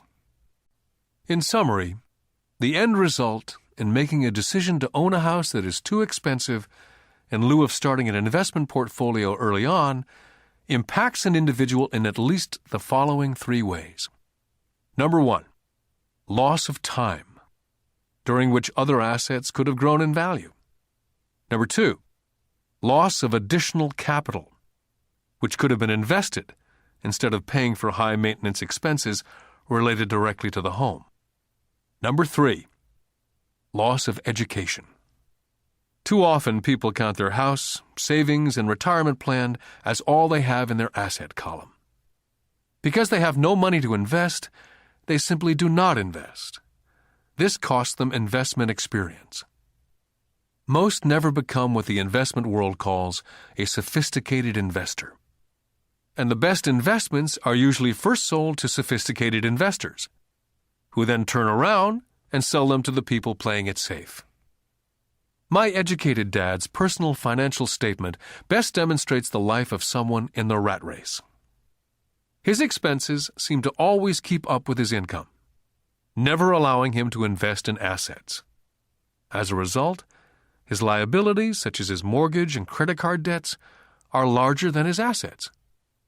My rich dad's personal financial statement, on the other hand, reflects the results of a life dedicated to investing and minimizing liabilities.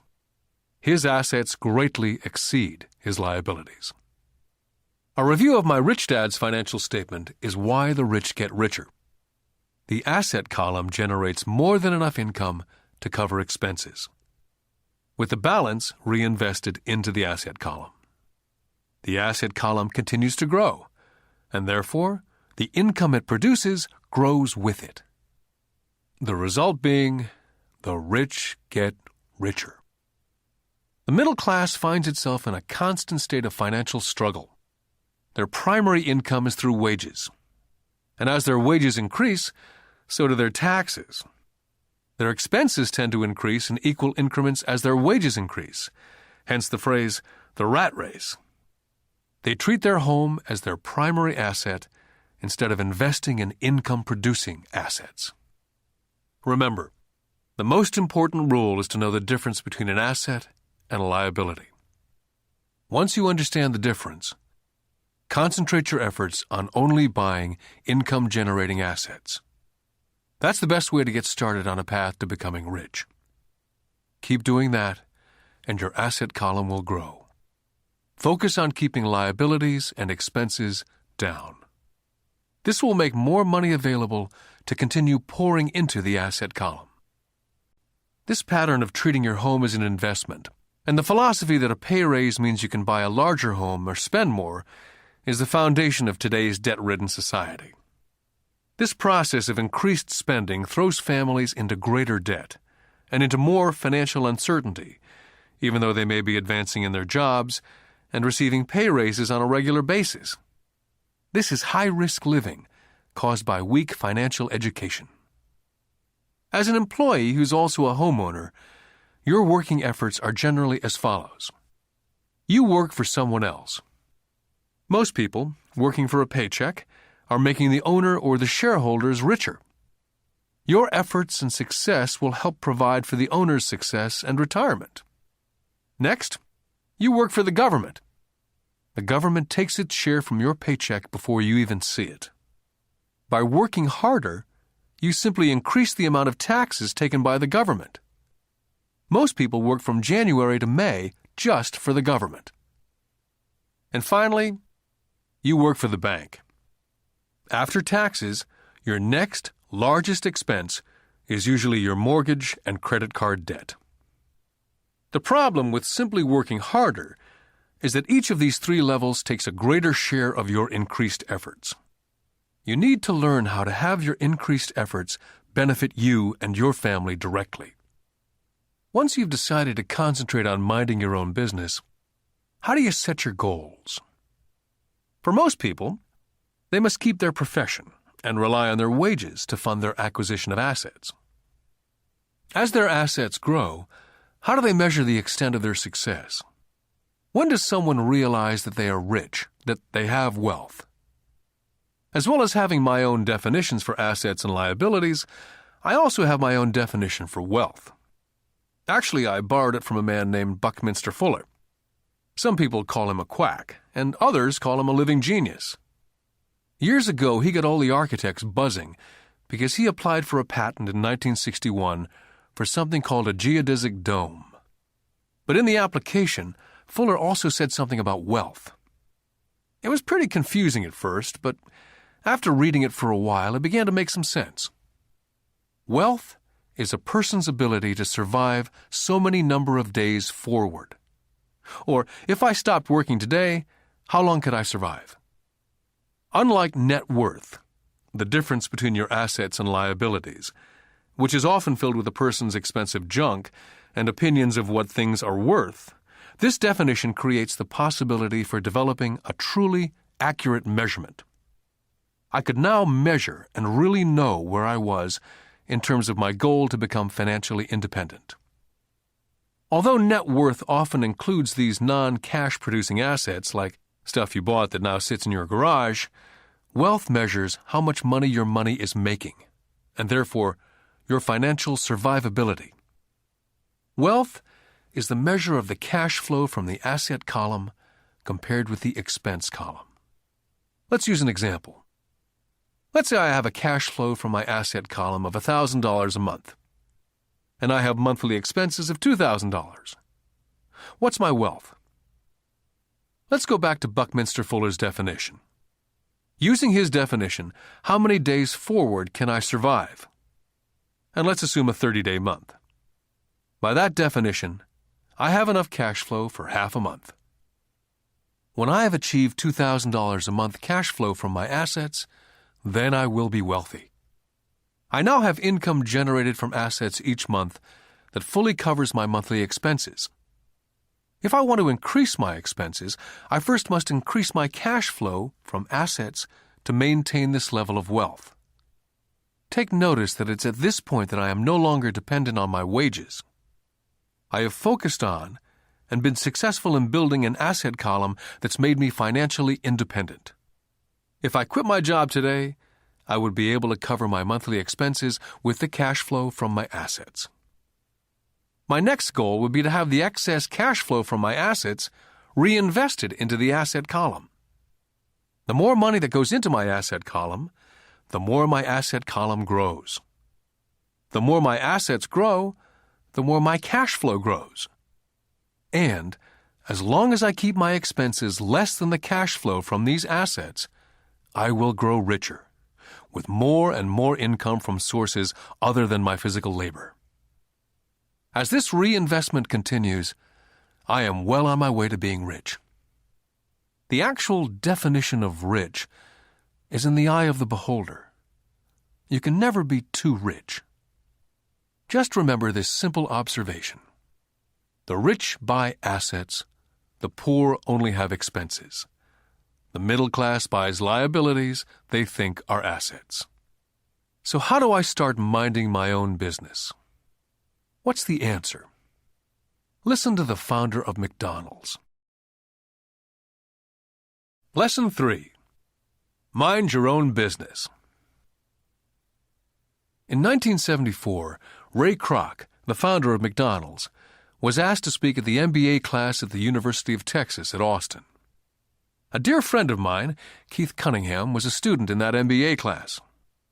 After a powerful and inspiring talk, the class adjourned, and the students asked Ray if he would join them at their favorite hangout to have a few beers. Ray graciously accepted. "What business am I in?" Ray asked, once the group had all their beers in hand. Everyone laughed, said Keith. Most of the MBA students thought Ray was just fooling around. No one answered, so Ray asked the question again. "What business do you think I'm in?" The students laughed again. And finally, one brave soul yelled out, "Ray, who in the world does not know that you're in the hamburger business?" Ray chuckled. "That's what I thought you'd say." He paused, and then quickly said, "Ladies and gentlemen, I'm not in the hamburger business. My business is real estate." McDonald's today is the largest single owner of real estate in the world, owning even more than the Catholic Church. Today, McDonald's owns some of the most valuable intersections and street corners in America, as well as in other parts of the world. Keith said it was one of the most important lessons in his life. Today, Keith owns car washes, but his business is the real estate under those car washes. The previous chapter ended with a statement illustrating that most people work for everyone but themselves. They work first for the owners of the company, then for the government through taxes, and finally for the bank that owns their mortgage. As a young boy, we did not have a McDonald's nearby. Yet my rich dad was responsible for teaching Mike and me the same lesson that Ray Kroc talked about at the University of Texas. It is secret number 3 of the rich. The secret is, mind your own business. Financial struggle is often directly the result of people working all their life for someone else. Many people will have nothing at the end of their working days. Our current educational system focuses on preparing today's youth to get good jobs by developing scholastic skills. Their lives will revolve around their wages, or, as described earlier, their income column. And after developing scholastic skills, they go on to higher levels of schooling to enhance their professional abilities. They study to become engineers, scientists, cooks, police officers, artists, writers, and so on. These professional skills allow them to enter the workforce and work for money. There's a big difference between your profession and your business. Often I ask people, "What's your business?" And they will say, "Oh, I'm a banker." Then I ask them if they own the bank, and they usually respond, "No, I work there." In that instance, they've confused their profession with their business. Their profession may be a banker, but they still need their own business. Ray Kroc was clear on the difference between his profession and his business. His profession was always the same. He was a salesman. At one time, he sold mixers for milkshakes, and soon thereafter, he was selling hamburger franchises. But while his profession was selling hamburger franchises, his business was the accumulation of income-producing real estate. To become financially secure, a person needs to mind their own business. Your business revolves around your asset column, as opposed to your income column. As stated earlier, the number one rule is to know the difference between an asset and a liability, and to buy assets. The rich focus on their asset columns, while everyone else focuses on their income statements. That's why we hear so often, "I need a raise. If only I had a promotion. I'm going back to school to get more training so I can get a better job. I'm going to work overtime. Maybe I can get a second job. I'm quitting in 2 weeks. I found a job that pays more." In some circles, these are sensible ideas.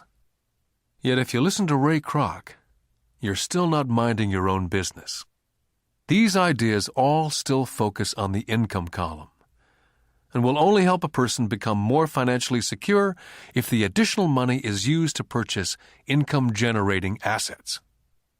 The primary reason the majority of the poor and middle class are fiscally conservative, which means I can't afford to take risks, is that they have no financial foundation. They have to cling to their jobs. They have to play it safe. When downsizing became the in thing to do, millions of workers found out that their largest so-called asset, their home, was eating them alive. Their asset, called a house, still cost them money every month. Their car, another asset, was eating them alive. The golf clubs in the garage that cost $1,000 were not worth $1,000 anymore. Without job security, they had nothing to fall back on. What they thought were assets could not help them survive in a time of financial crisis. So, many people have put themselves in deep financial trouble when they run short of income. To raise cash, they sell their assets.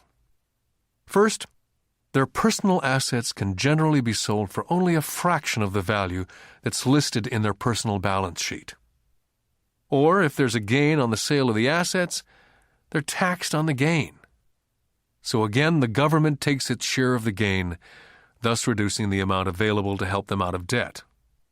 That's why I say someone's net worth is often worth less than they think. Start minding your own business. Keep your daytime job, but start buying real assets, not liabilities or personal effects that have no real value once you get them home. A new car loses nearly 25% of the price you pay for it the moment you drive it off the lot. It's not a true asset, even if your banker lets you list it as one. My $400 new titanium driver was worth $150 the moment I teed off. For adults, keep your expenses low, reduce your liabilities, and diligently build a base of solid assets. For young people who've not yet left home, it's important for parents to teach them the difference between an asset and a liability. Get them to start building a solid asset column before they leave home, get married, buy a house, have kids, and get stuck in a risky financial position, clinging to a job and buying everything on credit. I see so many young couples who get married and trap themselves into a lifestyle that will not let them get out of debt for most of their working years. For most people, just as the last child leaves home, the parents realize they have not adequately prepared for retirement and they begin to scramble to put some money away. Then their own parents become ill and they find themselves with new responsibilities. So, what kind of assets am I suggesting that you or your children acquire? In my world, real assets fall into several different categories. First, businesses that do not require my presence. I own them, but they're managed or run by other people. If I have to work there, it's not a business. It becomes my job. Then come categories such as stocks, bonds, mutual funds, income-generating real estate. notes or IOUs, royalties from intellectual property such as music, scripts, patents, and finally anything else that has value, produces income, or appreciates and has a ready market. As a young boy, my educated dad encouraged me to find a safe job. My rich dad, on the other hand, encouraged me to begin acquiring assets that I loved. If you don't love it, you won't take care of it. I collect real estate simply because I love buildings and land. I love shopping for them. I could look at them all day long. When problems arise, the problems are not so bad that it changes my love for real estate.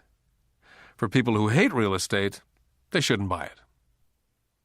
I love stocks of small companies, especially startups. The reason is that I am an entrepreneur, not a corporate person. In my early years, I worked in large organizations such as Standard Oil of California, the U.S. Marine Corps, and Xerox Corporation. I enjoyed my time with those organizations and have fond memories, but I know deep down I'm not a company man. I like starting companies, not running them. So my stock buys are usually of small companies, and sometimes I even start the company and take it public. Fortunes are made in new stock issues, and I love the game. Many people are afraid of small-cap companies and call them risky, and they are. But risk is always diminished if you love what the investment is, understand it, and know the game. For years, even while I was with the Marine Corps and Xerox, I did what my rich dad recommended. I kept my daytime job, but I still minded my own business. I was active in my asset column. I traded real estate and small stocks. Rich Dad always stressed the importance of financial literacy. The better I was at understanding the accounting and cash management, the better I would be at analyzing investments and eventually starting and building my own company. I would not encourage anyone to start a company unless they really want to. Knowing what I know about running a company, I would not wish that task on anyone. There are times when people cannot find employment where starting a company is a solution for them. The odds are against success. 9 out of 10 companies fail in 5 years. Of those that survive the first 5 years, 9 out of every 10 of those eventually fail as well. So only if you really have the desire to own your own company do I recommend it. Otherwise, keep your daytime job and mind your own business. When I say mind your own business, I mean to build and keep your asset column strong. Once a dollar goes into it, never let it come out. Think of it this way. Once a dollar goes into your asset column, it becomes your employee.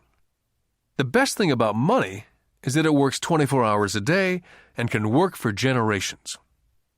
Keep your daytime job, be a great hard-working employee, but keep building that asset column. As your cash flow grows, you can buy some luxuries. An important distinction is that rich people buy luxuries last, while the poor and middle class tend to buy luxuries first. The poor and middle class often buy luxury items such as big houses, diamonds, furs, jewelry, or boats because they want to look rich. They look rich, but in reality they just get deeper in debt on credit. The old money people, the long-term rich, built their asset column first. Then the income generated from the asset column bought their luxuries. The poor and middle class buy luxuries with their own sweat, blood, and children's inheritance. A true luxury is a reward for investing in and developing a real asset. For example, when my wife and I had extra money coming from our apartment houses, she went out and bought her Mercedes. It didn't take any extra work or risk on her part because the apartment house bought the car. She did, however, have to wait for it for 4 years while the real estate investment portfolio grew and finally began throwing off enough extra cash flow to pay for the car. But the luxury, the Mercedes, was a true reward because she had proved she knew how to grow her asset column. That car now means a lot more to her than simply another pretty car. It means she used her financial intelligence to afford it. What most people do is they impulsively go out and buy a new car or some other luxury on credit. They may feel bored and just want a new toy. Buying a luxury on credit often causes a person to sooner or later actually resent that luxury because the debt on the luxury becomes a financial burden. After you've taken the time and invested in and built your own business, you're now ready to add the magic touch, the biggest secret of the rich. The secret that puts the rich way ahead of the pack. The reward at the end of the road for diligently taking the time to mind your own business. Lesson 4. The history of taxes and the power of corporations. I remember in school being told the story of Robin Hood and his merry men. My school teacher thought it was a wonderful story of a romantic hero, a Kevin Costner type, who robbed from the rich and gave to the poor. My rich dad did not see Robin Hood as a hero. He called Robin Hood a crook. Robin Hood may be long gone, but his followers live on. How often I still hear people say, "Why don't the rich pay for it?" Or, "The rich should pay more in taxes and give it to the poor." It's this idea of Robin Hood, or taking from the rich to give to the poor, that has caused the most pain for the poor and the middle class. The reason the middle class is so heavily taxed is because of the Robin Hood ideal. The real reality is that the rich are not taxed. It's the middle class who pays for the poor, especially the educated upper-income middle class. Again, to understand fully how things happen, we need to look at the historical perspective. We need to look at the history of taxes. Although my highly educated dad was an expert on the history of education, my rich dad fashioned himself as an expert on the history of taxes. Rich Dad explained to Mike and me that in England and America originally, there were no taxes. Occasionally, there were temporary taxes levied in order to pay for wars. The king or the president would put the word out and ask everyone to chip in. Taxes were levied in Britain for the fight against Napoleon from 1799 to 1816. And in America, taxes were levied to pay for the Civil War from 1861 to 1865. In 1874, England made income tax a permanent levy on its citizens. In 1913, an income tax became permanent in the United States with the adoption of the 16th Amendment to the Constitution. What these historical dates fail to reveal is that both of these taxes were initially levied against only the rich. It was this point that Rich Dad wanted Mike and me to understand. He explained that the idea of taxes was made popular and accepted by the majority by telling the poor and the middle class that taxes were created only to punish the rich. This is how the masses voted for the law, and it became constitutionally legal. Although it was intended to punish the rich, in reality it wound up punishing the very people who voted for it, the poor and the middle class. Once government got a taste of money, the appetite grew, said Rich Dad. Your dad and I are exactly opposite. He's a government bureaucrat and I'm a capitalist. We get paid, and our success is measured on opposite behaviors. He gets paid to spend money and hire people. The more he spends and the more people he hires, the larger his organization becomes. In the government, the larger his organization, the more he's respected. On the other hand, within my organization, the fewer people I hire and the less money I spend, the more I'm respected by my investors. That's why I don't like government people. They have different objectives from most business people. As the government grows, more and more tax dollars will be needed to support it. As I said, the passage of taxes was only possible because the masses believed in the Robin Hood theory of economics, which was to take from the rich and give to everyone else. The problem was that the government's appetite for money was so great that taxes soon needed to be levied on the middle class, and from there it kept trickling down.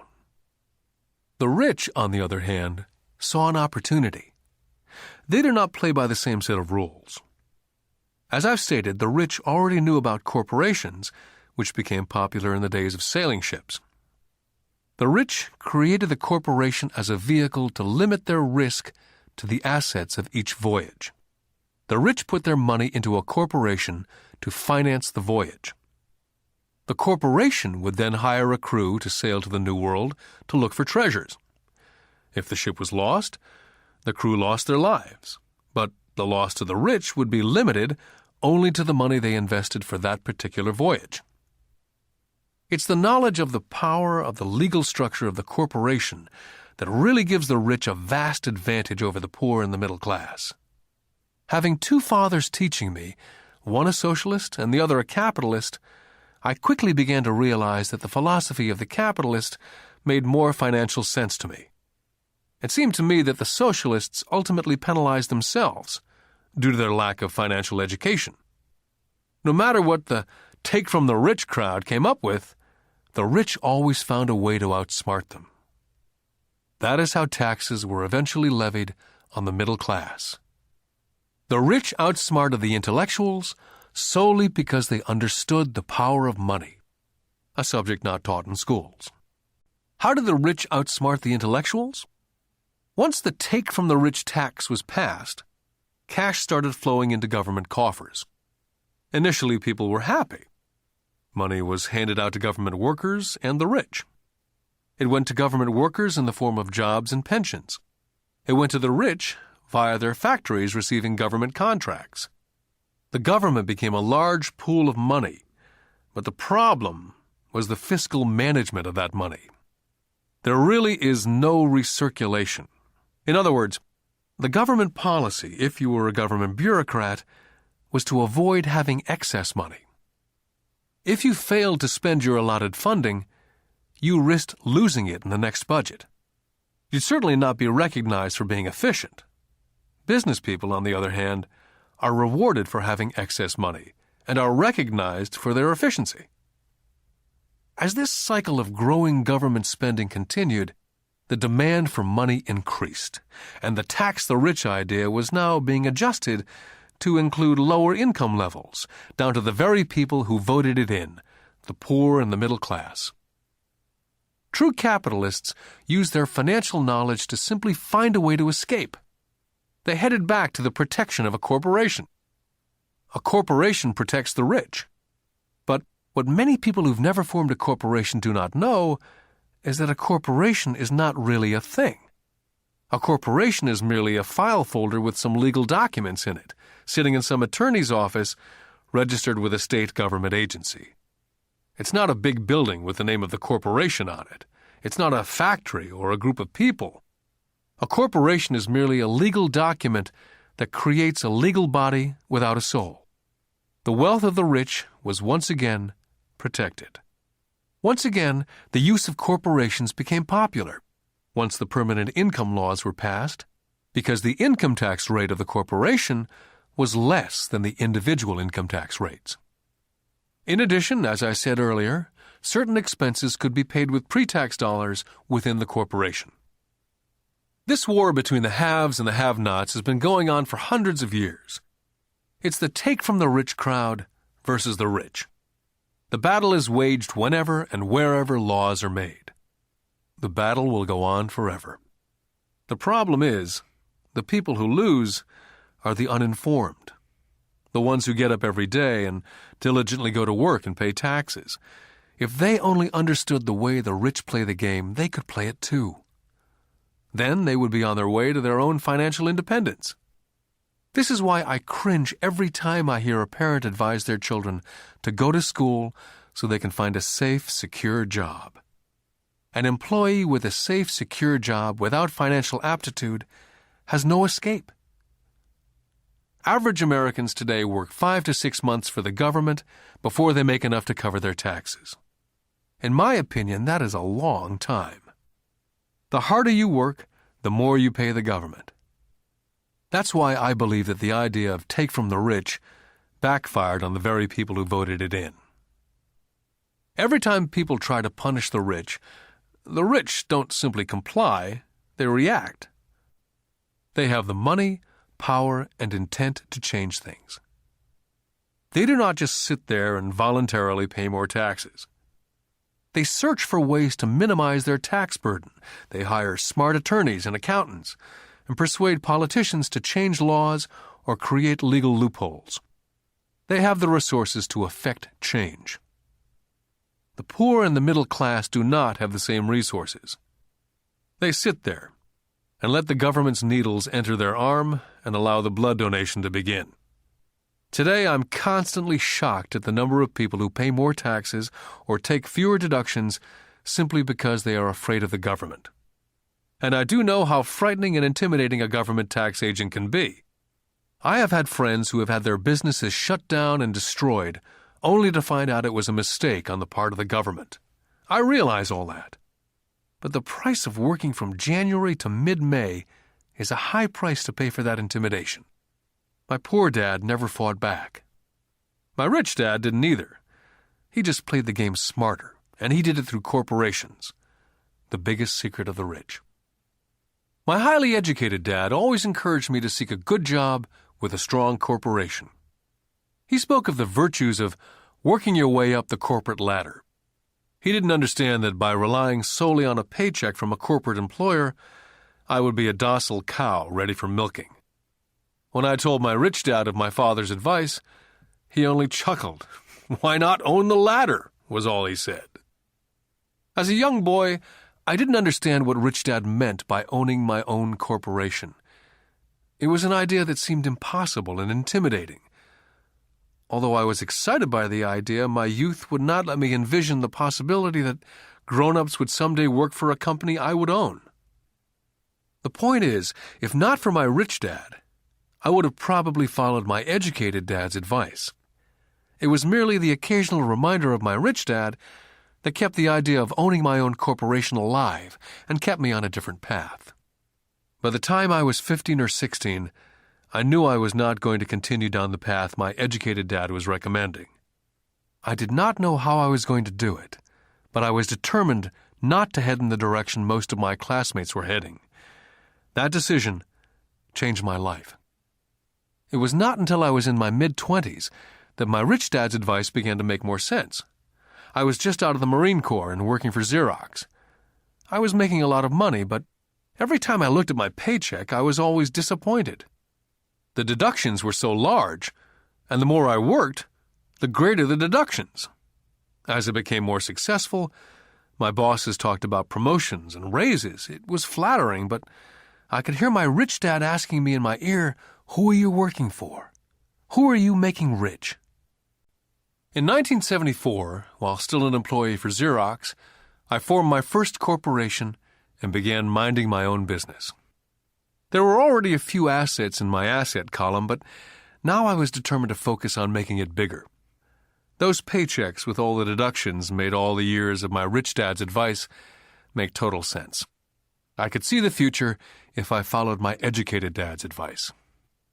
Many employers feel that advising their workers to mind their own business is bad for business.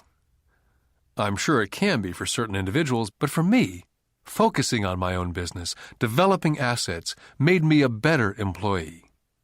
I now had a purpose. I came in early and worked diligently, amassing as much money as possible so I could begin investing in real estate. Hawaii was just set to boom, and there were fortunes to be made.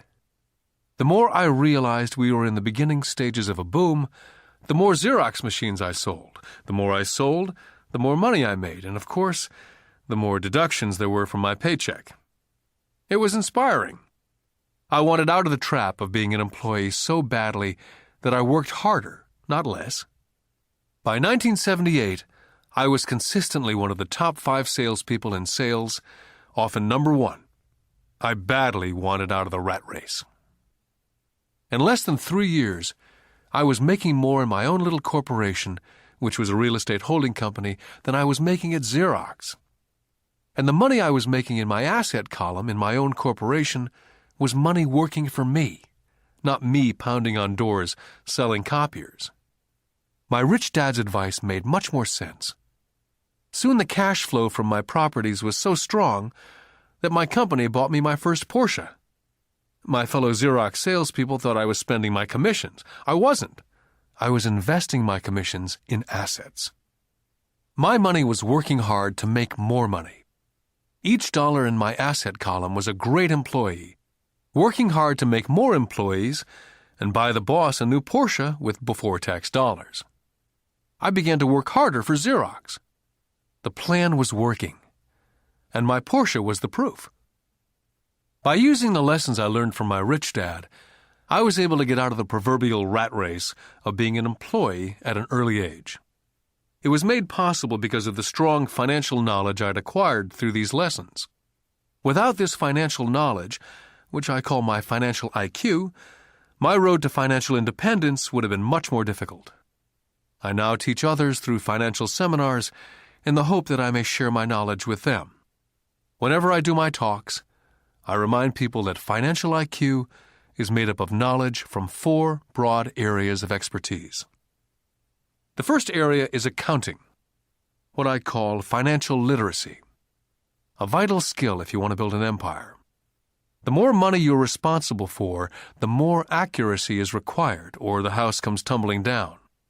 This is the left brain side, or the details. Financial literacy is the ability to read and understand financial statements. This ability allows you to identify the strengths and weaknesses of any business. The second is investing, what I call the science of making money. This involves strategies and formulas. This is the right brain side, or the creative side. Next, you must obtain expertise in understanding markets, the science of supply and demand. There's a need to know the technical aspects of the market, which is emotion-driven. The Tickle Me Elmo doll during Christmas 1996 is a case of technical or emotion-driven market. The other market factor is the fundamental or the economic sense of an investment. Does an investment make sense, or does it not make sense based on the current market conditions? Finally, you must understand the law. For instance, utilizing a corporation wrapped around the technical skills of accounting, investing, and markets can aid explosive growth. An individual with the knowledge of the tax advantages and protection provided by a corporation can get rich so much faster than someone who's an employee or a small business sole proprietor. It's like the difference between someone walking and someone flying. The difference is profound when it comes to long-term wealth. A corporation can do so many things that an individual cannot, like pay for expenses before it pays taxes. That is a whole area of expertise that is so exciting, but not necessary to get into unless you have sizable assets or a business. Employees earn and get taxed, and they try to live on what's left. A corporation earns, spends everything it can, and is taxed on anything that's left. It's one of the biggest legal tax loopholes that the rich use.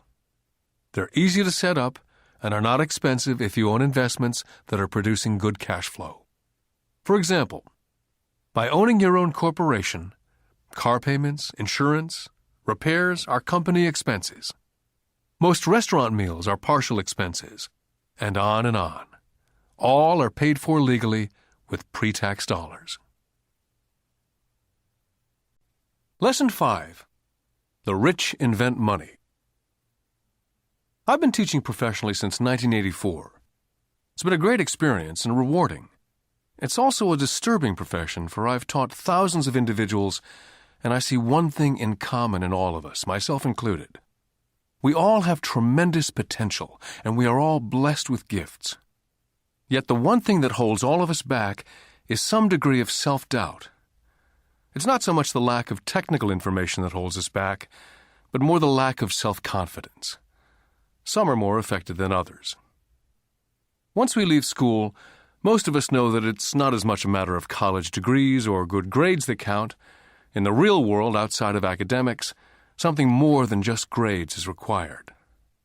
I've heard it called guts, chutzpah, balls, audacity, bravado, cunning, daring, tenacity, and brilliance.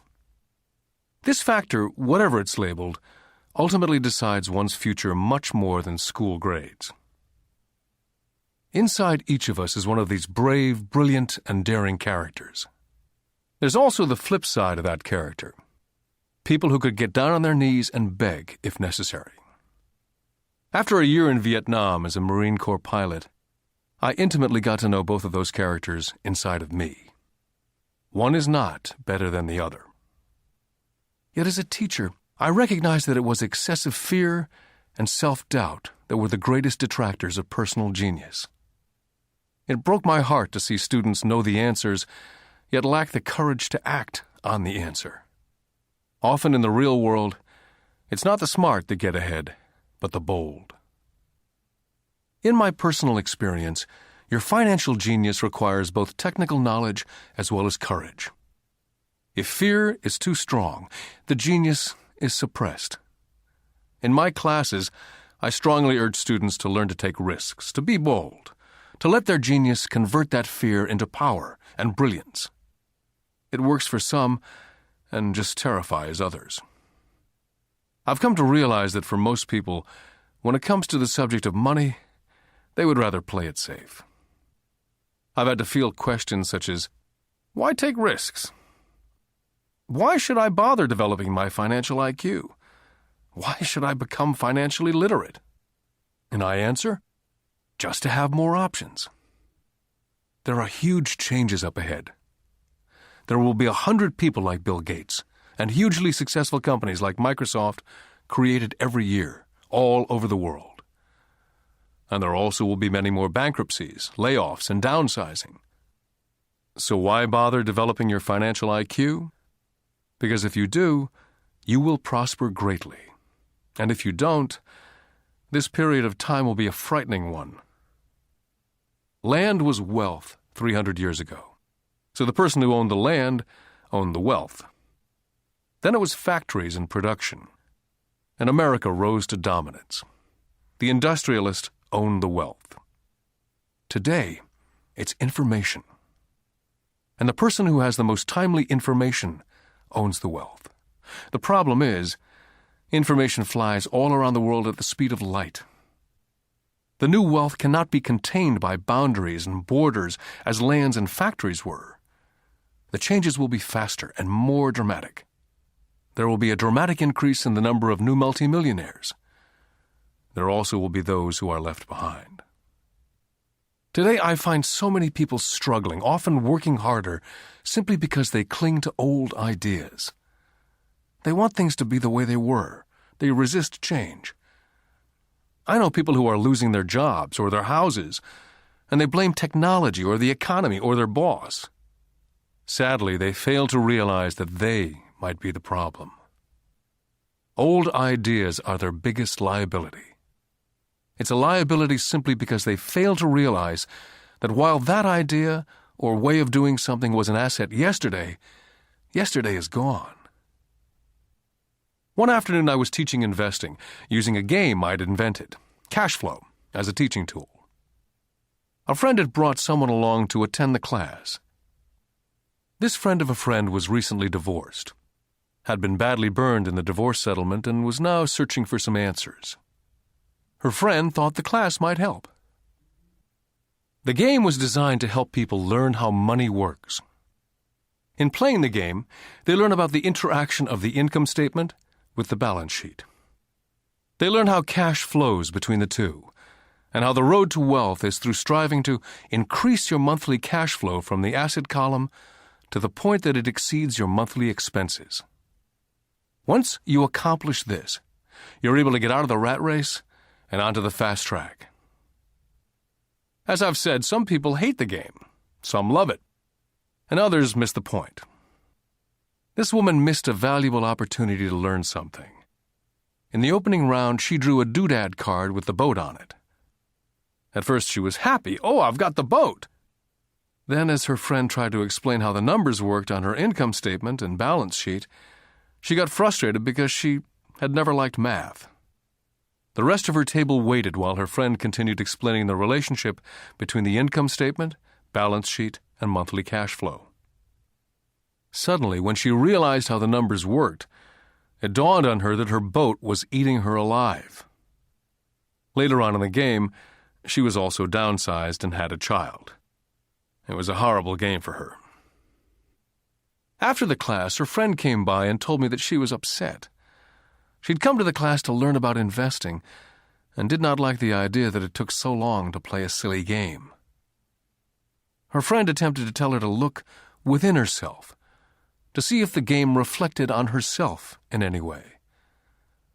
With that suggestion, the woman demanded her money back. She said that the very idea that a game could be a reflection of her was ridiculous. Her money was promptly refunded, and she left. Since 1984, I have made millions simply by doing what the school system does not. In school, most teachers lecture. I hated lectures as a student. I was soon bored, and my mind would drift. In 1984, I began teaching via games and simulations. I always encouraged adult students to look at games as reflecting back to what they know and what they needed to learn. Most importantly, a game reflects back on one's behavior. It's an instant feedback system. Instead of the teacher lecturing you, the game is feeding back a personalized lecture, custom-made just for you. The friend of the woman who left later called to give me an update. She said her friend was fine and had calmed down. In her cooling-off period, she could see some relationships between the game and her life. Just like a board game, the world is always providing us with instant feedback.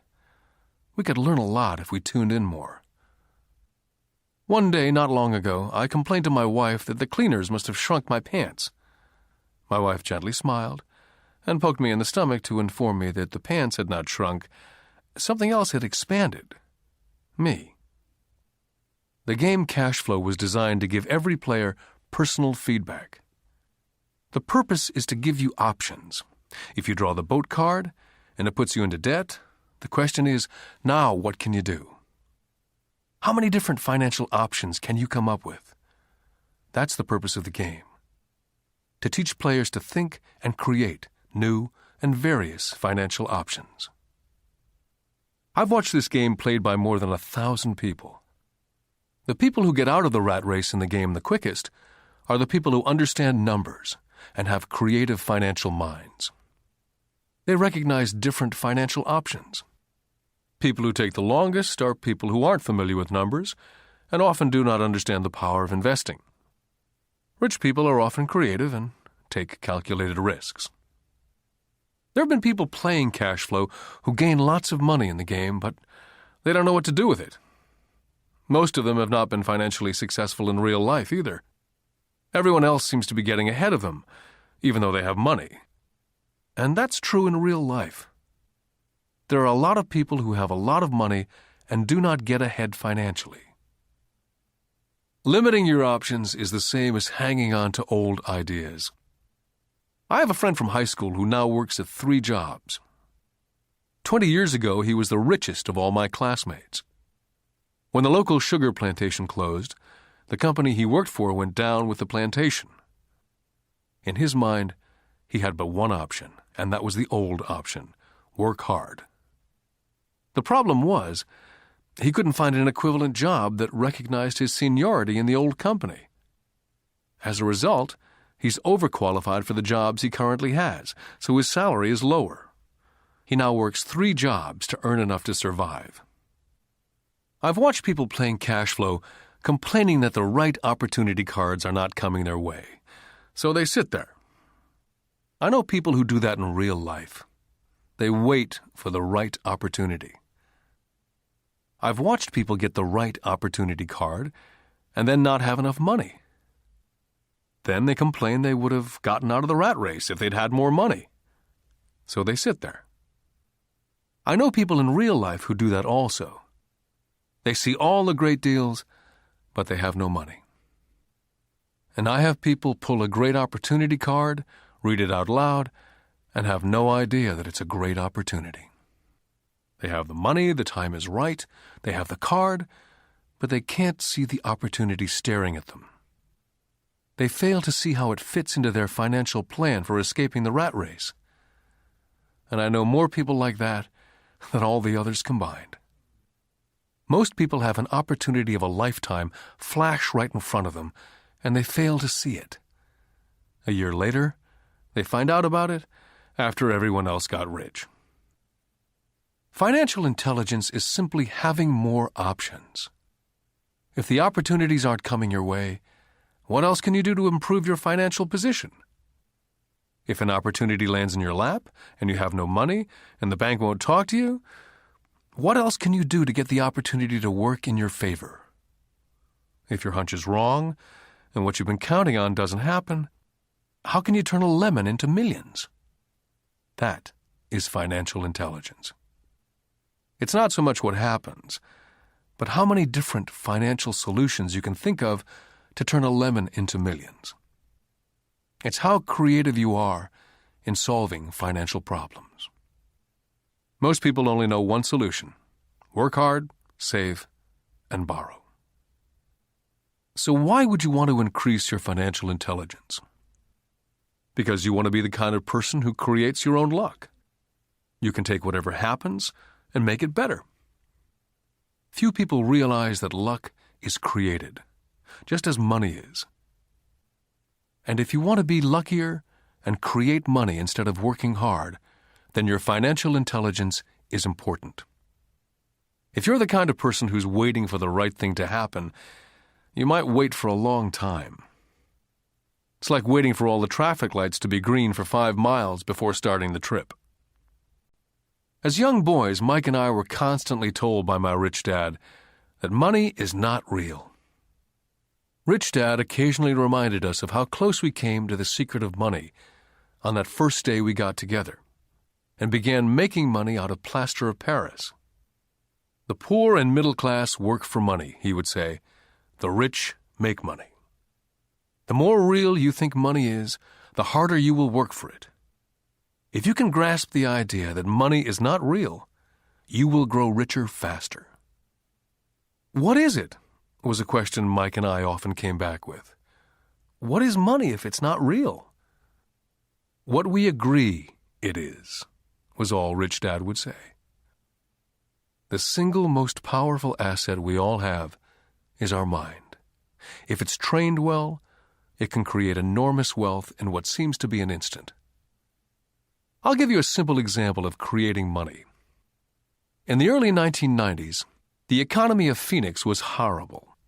I was watching the TV show Good Morning America when a financial planner came on and began forecasting doom and gloom.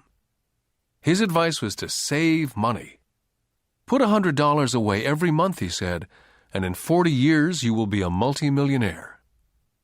Well, putting money away every month is a sound idea. It is one option, the option most people subscribe to.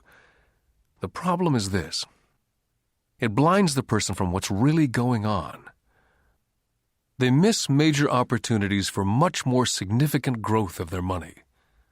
The world is passing them by. As I said, the economy was terrible at that time. For investors, this is the perfect market condition. A chunk of my money was in the stock market and in apartment houses. I was short of cash. Because everyone was giving stuff away, I was buying. I was not saving money, I was investing. My wife and I had more than $1 million in cash working in a market that was rising fast. It was the best opportunity to invest. The economy was terrible. I just could not pass up these small deals. Houses that were once $100,000 were now $75,000. But instead of shopping at the local real estate office, I began shopping at the bankruptcy attorney's office or the courthouse steps. In these shopping places, a $75,000 house could sometimes be bought for $20,000 or less. For $2,000, which was loaned to me from a friend for 90 days for $200, I gave an attorney a cashier's check as a down payment. While the acquisition was being processed, I ran an ad in the paper advertising a $75,000 house for only $60,000 and no money down. The phone rang hard and heavy. Prospective buyers were screened, and once the property was legally mine, all the prospective buyers were allowed to look at the house. It was a feeding frenzy. The house sold in a few minutes. I asked for a $2,500 processing fee, which they gladly handed over, and the escrow and title company took over from there. I returned the $2,000 to my friend with an additional $200. He was happy, the home buyer was happy, the attorney was happy, and I was happy. I'd sold a house for $60,000 that cost me $20,000. The $40,000 was created from money in my asset column in the form of a promissory note from the buyer. Total working time, 5 hours. During this depressed market, my wife and I were able to do 6 of these simple transactions in our spare time. While the bulk of our money was in larger properties in the stock market, we were able to create more than $190,000 in assets, notes at 10% interest, in those 6 buy, create, and sell transactions. That comes to approximately $19,000 a year income, much of it sheltered through our private corporation. Much of that $19,000 a year goes to pay for our company cars, gas, trips, insurance, dinners with clients, and other things. By the time the government gets a chance to tax that income, it's been spent on legally allowed pre-tax expenses. This was a simple example of how money is invented, created, and protected using financial intelligence. Ask yourself how long it would take to save $190,000. Would the bank pay you 10% interest on your money? And the note is good for 30 years. I hope they never pay me the $190,000. I have to pay a tax if they pay me the principal. And besides, $19,000 paid over 30 years is a little over $500,000 in income. The math is simple. You don't need algebra or calculus. I don't write much because the escrow company handles the legal transaction and the servicing of the payments. I have no roofs to fix or toilets to unplug because the owners do that. It's their house. Occasionally, someone does not pay, and that's wonderful because there are late fees, or they move out and the property is sold again. The court system handles that. And it may not work in your area. The market conditions may be different, but the example illustrates how a simple financial process can create hundreds of thousands of dollars with little money and low risk. It's an example of money being only an agreement. Anyone with a high school education can do it. Yet most people won't. Most people listen to the standard advice of work hard and save money. For about 30 hours of work, approximately $190,000 was created in the asset column, and no taxes were paid. Now you may understand why I silently shake my head when I hear parents say, "My child is doing well in school and receiving a good education." It may be good, but is it adequate? I know the above investment strategy is a small one. It's used to illustrate how small can grow into big. My success reflects the importance of a strong financial foundation, which starts with strong financial education. Financial intelligence is made up of these 4 main technical skills. Number 1, financial literacy, the ability to read numbers.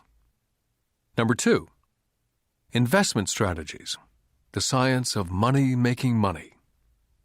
Number 3, the market, supply and demand. Alexander Graham Bell gave the market what it wanted, and AT&T was born. So did Bill Gates.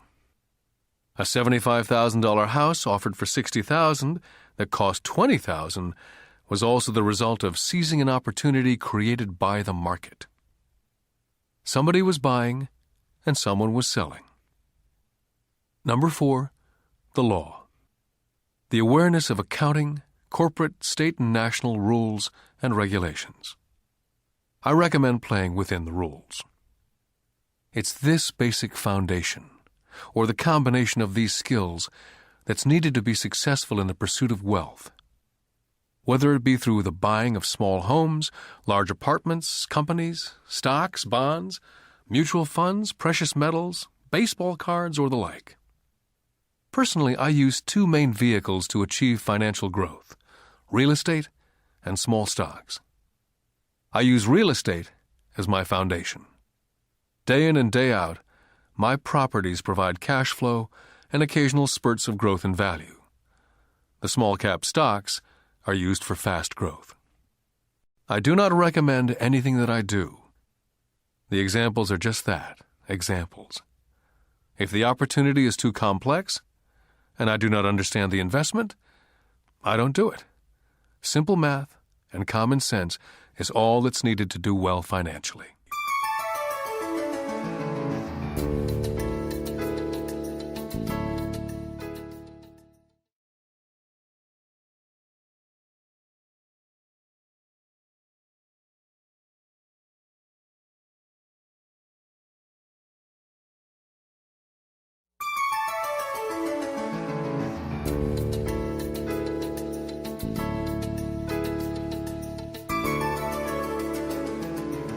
Lesson 6. Work to learn. Don't work for money. In 1995, I granted an interview with a newspaper in Singapore. The young female reporter was on time, and the interview got underway immediately. We sat in the lobby of a luxurious hotel, sipping coffee and discussing the purpose of my visit to Singapore. I was to share the platform with Zig Ziglar. He was speaking on motivation, and I was speaking on the secrets of the rich. "Someday I'd like to be a best-selling author like you," she said. I'd seen some of the articles she'd written for the paper, and I was impressed. She had a tough, clear style of writing. Her articles held a reader's interest. "You have a great style," I said in reply. "What holds you back from achieving your dream?" "My work doesn't seem to go anywhere," she said quietly. "Everyone says that my novels are excellent, but nothing happens, so I keep my job with the paper. At least it pays the bills." "Do you have any suggestions?" "Yes, I do," I said brightly. "A friend of mine here in Singapore runs a school that trains people to sell. He runs sales training courses for many of the top corporations here in Singapore. And I think attending one of his courses would greatly enhance your career." She stiffened. "Are you saying that I should go to school to learn to sell?" I nodded. "I have a master's degree in English literature. Why would I go to school to learn to be a salesperson? I'm a professional." She was now packing her briefcase forcibly. The interview was over. On the coffee table sat a copy of my first book. I picked it up as well as the notes that she jotted down on her legal pad. "Do you see this?" I said, pointing to her notes. She looked down at her notes. "What?" she said, confused. Again, I pointed deliberately to her notes. On her pad, she'd written, "Robert Kiyosaki, best-selling author." It says, best-selling author, not best-writing author. Her eyes widened immediately. "I'm a terrible writer. You're a great writer. I went to sales school. You have a master's degree. Put them together and you get a best-selling author and a best-writing author." Anger flared from her eyes. "I'll never stoop so low as to learn how to sell. People like you have no business writing. I'm a professionally trained writer, and you're a salesman. It's not fair." The rest of her notes were put away, and she hurried out through the large glass doors into the humid Singapore morning. At least she gave me a fair and favorable write-up the next morning. The world is filled with smart, talented, educated, and gifted people. We meet them every day. They're all around us. I'm constantly shocked at how little talented people earn. I heard the other day that less than 5% of Americans earn more than $100,000 a year. I've met brilliant, highly educated people who earn less than $20,000 a year. A business consultant who specializes in the medical trade was telling me how many doctors, dentists, and chiropractors struggle financially. All this time, I thought that when they graduated, the dollars would pour in. It was this business consultant who gave me the phrase, "They are one skill away from great wealth." What this phrase means is that most people need only to learn and master one more skill, and their income would jump exponentially. I have mentioned before that financial intelligence is a synergy of accounting, investing, marketing, and law. Combine these 4 technical skills, and making money with money is easier. When it comes to money, the only skill most people know is to work hard. The classic example of a synergy of skills was that young writer for the newspaper. If she diligently learned the skills of sales and marketing, her income would jump dramatically. If I were her, I would take some courses in advertising copywriting as well as sales. Then instead of working at the newspaper, I would seek a job at an advertising agency. Even if it were a cut in pay, she'd learn how to communicate in shortcuts that are used in successful advertising. She also would spend time learning public relations, an important skill. She would learn how to get millions in free publicity. Then at night and on weekends, she could be writing her great novel. When it was finished, she'd be better able to sell her book. Then in a short while, she could be a best-selling author. When I graduated from the U.S. Merchant Marine Academy in 1969, my educated dad was happy. Standard Oil of California had hired me for its oil tanker fleet. I was a third mate, and the pay was low compared with my classmates, but it was okay for a first real job after college. My starting pay was about $42,000 a year, including overtime, and I only had to work for 7 months. I had 5 months of vacation.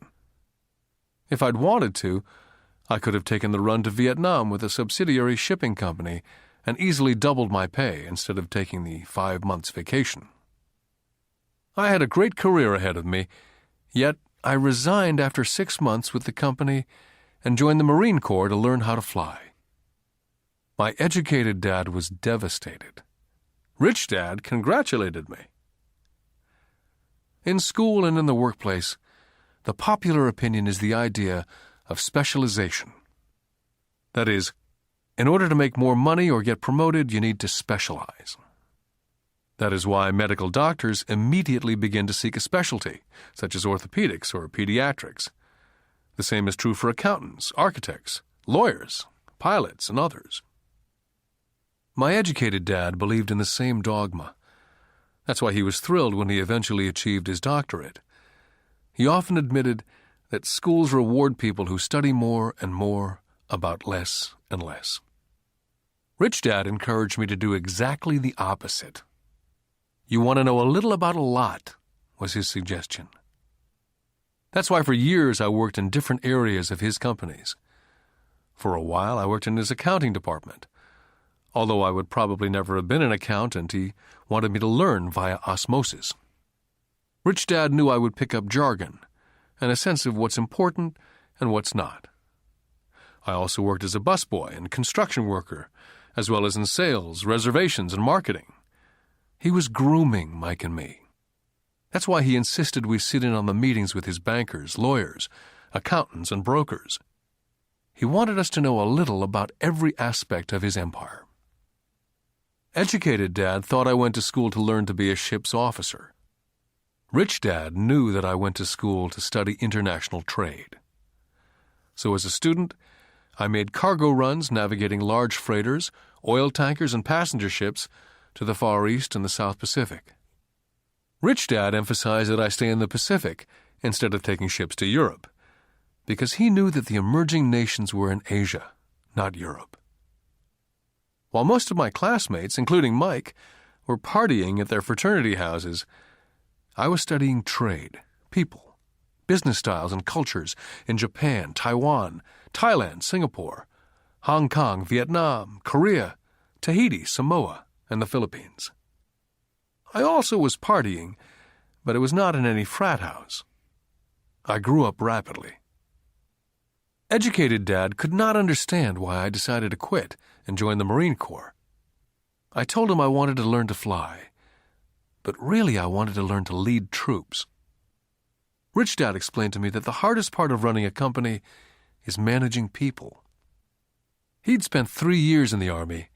My educated dad was draft exempt. Rich Dad told me of the value of learning to lead men into dangerous situations. Leadership is what you need to learn next, he said. If you're not a good leader, you'll get shot in the back, just like they do in business. Returning from Vietnam in 1973, I resigned my commission, even though I loved flying. I found a job with Xerox Corporation. I joined it for one reason, and it was not for the benefits. I was a shy person, and the thought of selling was the most frightening subject in the world. Xerox is one of the best sales training programs in America. Rich Dad was proud of me. My educated dad was ashamed. Being an intellectual, he thought that salespeople were below him. I worked with Xerox for 4 years, until I overcame my fear of knocking on doors and being rejected. Once I could consistently be in the top 5 in sales, I again resigned and moved on, leaving behind another great career with an excellent company. In 1977, I formed my first company. Rich Dad had groomed Mike and me to take over companies, so I now had to learn to form them and put them together. My first product, the nylon and Velcro wallet, was manufactured in the Far East and shipped to a warehouse in New York, near where I had gone to school. My formal education was complete, and it was time to test my wings. If I failed, I went broke. Rich Dad thought it best to go broke before 30. You still have time to recover, was his advice. On the eve of my 30th birthday, my first shipment left Korea for New York. Today, I still do business internationally, and as my rich dad encouraged me to do, I keep seeking the emerging nations. Today, my investment company invests in South America, Asia, Norway, and Russia. There's an old cliché that goes, JOB is an acronym for just over broke. And unfortunately, I would say that the saying applies to millions of people. Because school does not think financial intelligence is an intelligence, most workers live within their means. They work and they pay bills. There's another horrible management theory that goes, workers work hard enough to not be fired, and owners pay just enough so that workers won't quit. And if you look at the pay scales of most companies, again I would say there is a degree of truth in that statement. The net result is that most workers never get ahead. They do what they've been taught to do. Get a secure job. Most workers focus on working for pay and benefits that reward them in the short term, but is often disastrous in the long run. Instead, I recommend to young people to seek work for what they will learn more than what they will earn. Look down the road at what skills they want to acquire before choosing a specific profession, and before getting trapped in the rat race. When I speak to adults who want to earn more money, I always recommend the same thing.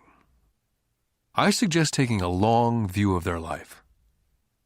Instead of simply working for the money and security, which I admit are important, I suggest they take a second job that will teach them a second skill. Often I recommend joining a network marketing company, also called multi-level marketing, if they want to learn sales skills. Some of these companies have excellent training programs that help people get over their fear of failure and rejection, which are the main reasons people are unsuccessful. Education is more valuable than money in the long run. When I ask the classes I teach, how many of you can cook a better hamburger than McDonald's? Almost all of the students raise their hands. I then ask, so if most of you can cook a better hamburger, how come McDonald's makes more money than you? The answer is obvious. McDonald's is excellent at business systems. The reason so many talented people are poor is because they focus on building a better hamburger and know little to nothing about business systems. A friend of mine in Hawaii is a great artist. He makes a sizable amount of money. One day his mother's attorney called to tell him that she had left him $35,000. That is what was left of her estate after the attorney and the government took their shares. Immediately he saw an opportunity to increase his business by using some of this money to advertise. 2 months later, his first 4-color full-page ad appeared in an expensive magazine that targeted the very rich. The ad ran for 3 months. He received no replies from the ad, and all of his inheritance is now gone. He now wants to sue the magazine for misrepresentation. This is a common case of someone who can build a beautiful hamburger but knows little about business. When I asked him what he'd learned, his only reply was that advertising salespeople are crooks. I then asked him if he'd be willing to take a course in sales and a course in direct marketing. His reply, "I don't have the time, and I don't want to waste my money." The world is filled with talented poor people. All too often they're poor or struggle financially or earn less than they're capable of, not because of what they know, but because of what they do not know. They focus on perfecting their skills at building a better hamburger rather than the skills of selling and delivering the hamburger. Maybe McDonald's does not make the best hamburger, but they are the best at selling and delivering a basic average burger. Poor Dad wanted me to specialize. That was his view on how to be paid more. Rich Dad advised that Mike and I groom ourselves. Many corporations do the same thing. They find a young, bright student out of business school and begin grooming that person to someday take over the company. So these bright young employees do not specialize in one department. They're moved from department to department to learn all the aspects of business systems. The rich often groom their children or the children of others. By doing so, their children gain an overall knowledge of the operations of the business and how the various departments interrelate. For the World War II generation, it was considered bad to skip from company to company.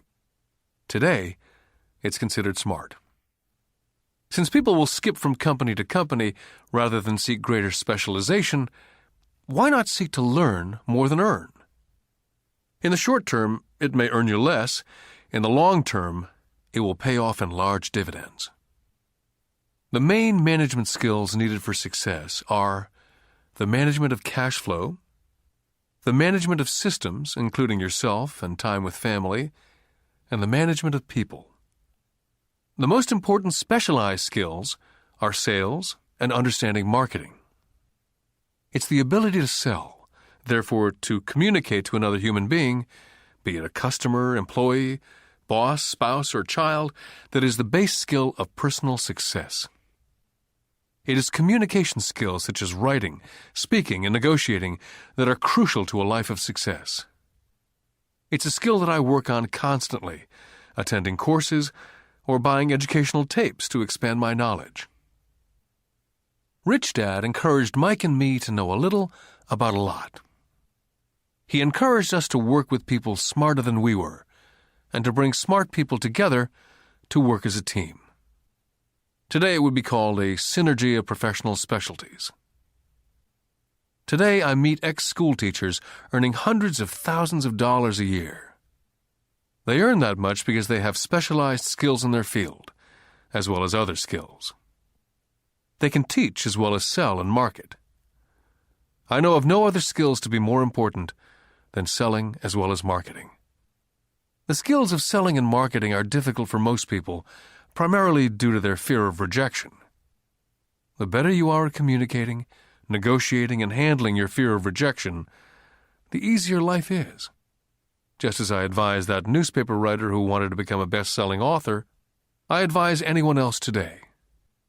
Being technically specialized has its strengths as well as its weaknesses. I have friends who are geniuses, but they cannot communicate effectively with other human beings. And as a result, their earnings are pitiful. I advise them to just spend a year learning to sell. And even if they earn nothing, their communication skills will improve. And that is priceless. Getting started. I wish I could say acquiring wealth was easy for me, but it wasn't. So in response to the question, how do I start? I offer the thought process I go through on a day-by-day basis.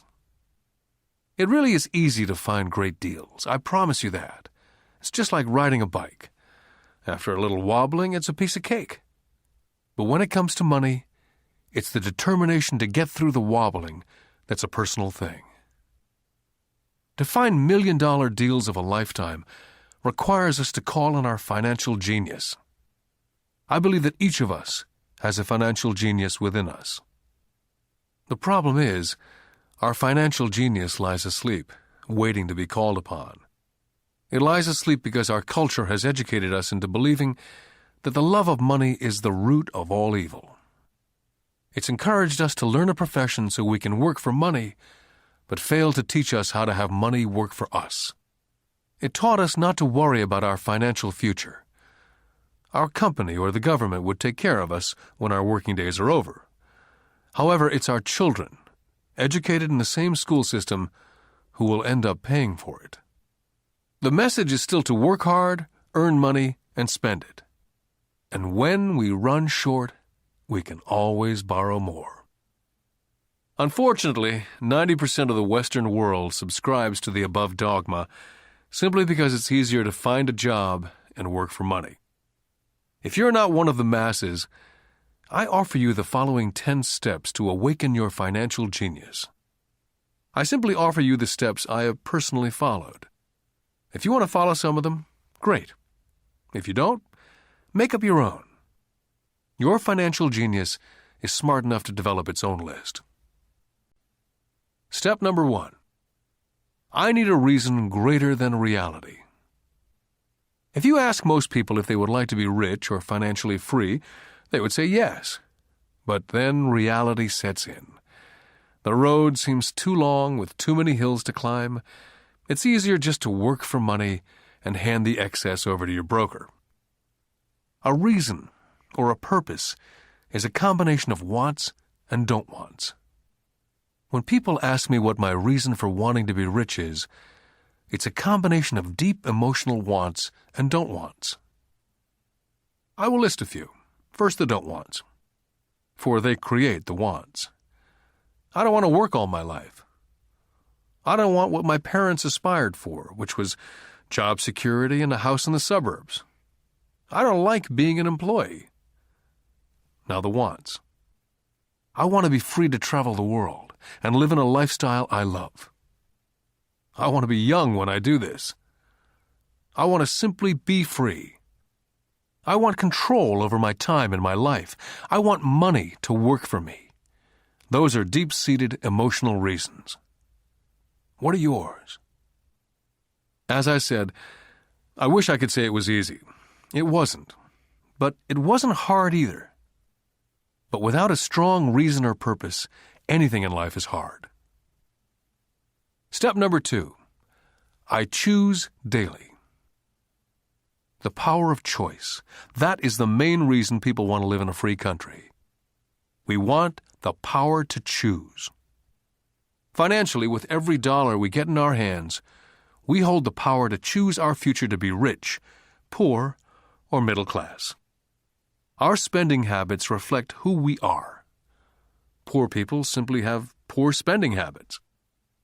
Most people choose not to be rich. For 90% of the population, being rich is too much of a hassle. So they invent sayings that go, "I'm not interested in money," or "I'll never be rich," or "I don't have to worry, I'm still young," or "When I make some money, then I'll think about my future," or "My wife handles the finances." The problem with those statements is they rob the person who chooses to think such thoughts of two things. One is time, which is your most precious asset, and 2 is learning. Just because you have no money, it shouldn't be an excuse to not learn. But that is a choice we all make daily, the choice of what we do with our time, our money, and what we put in our heads. That is the power of choice. All of us have choice. I just choose to be rich, and I make that choice every day. Step number 3. Choose friends carefully. First of all, I do not choose my friends by their financial statements. I have friends who have actually taken the vow of poverty, as well as friends who earn millions every year.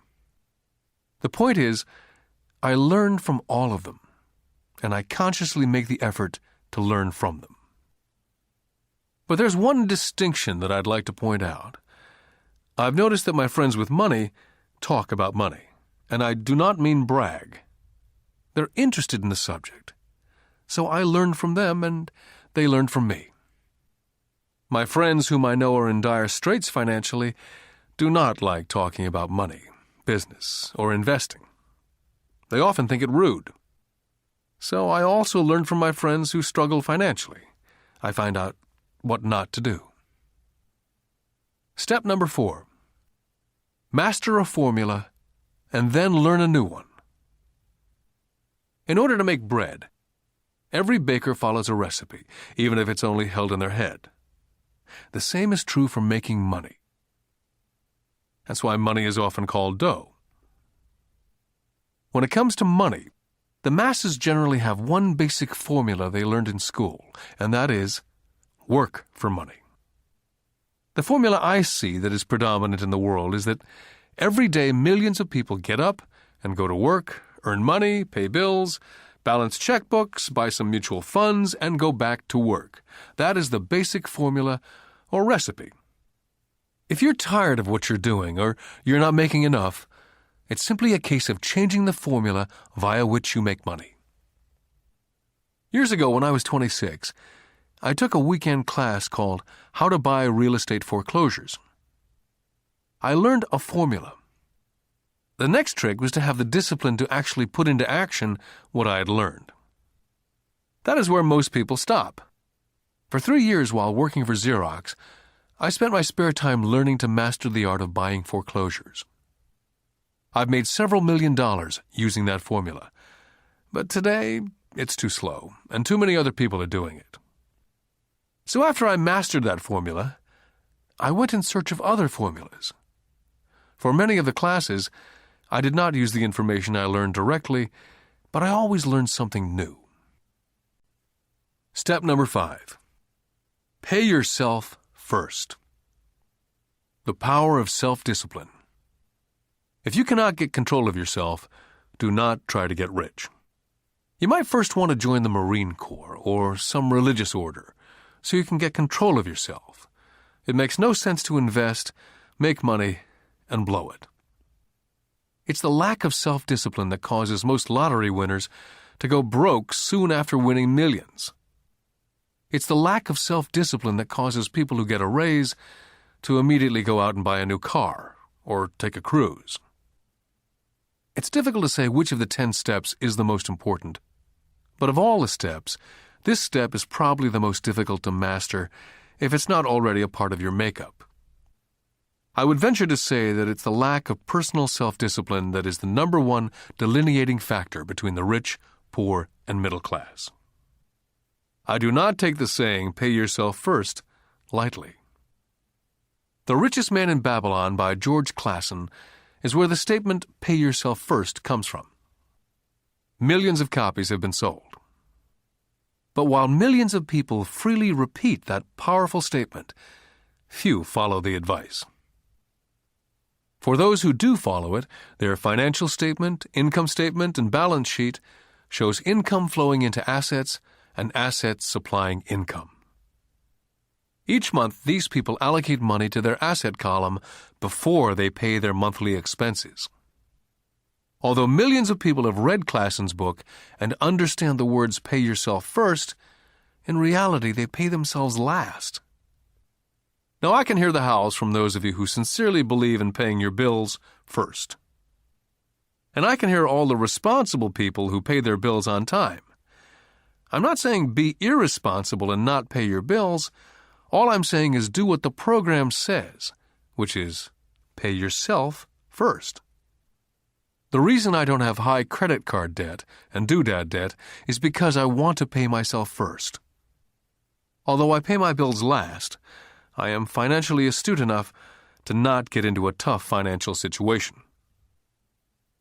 To ensure paying yourself first, don't get into large debt positions that you have to pay for. Keep your expenses low. Build up assets first. Then, buy the big house or a nice car. Being stuck in the rat race is not intelligent. And when you come up short, let the pressure build and don't dip into your savings or investments.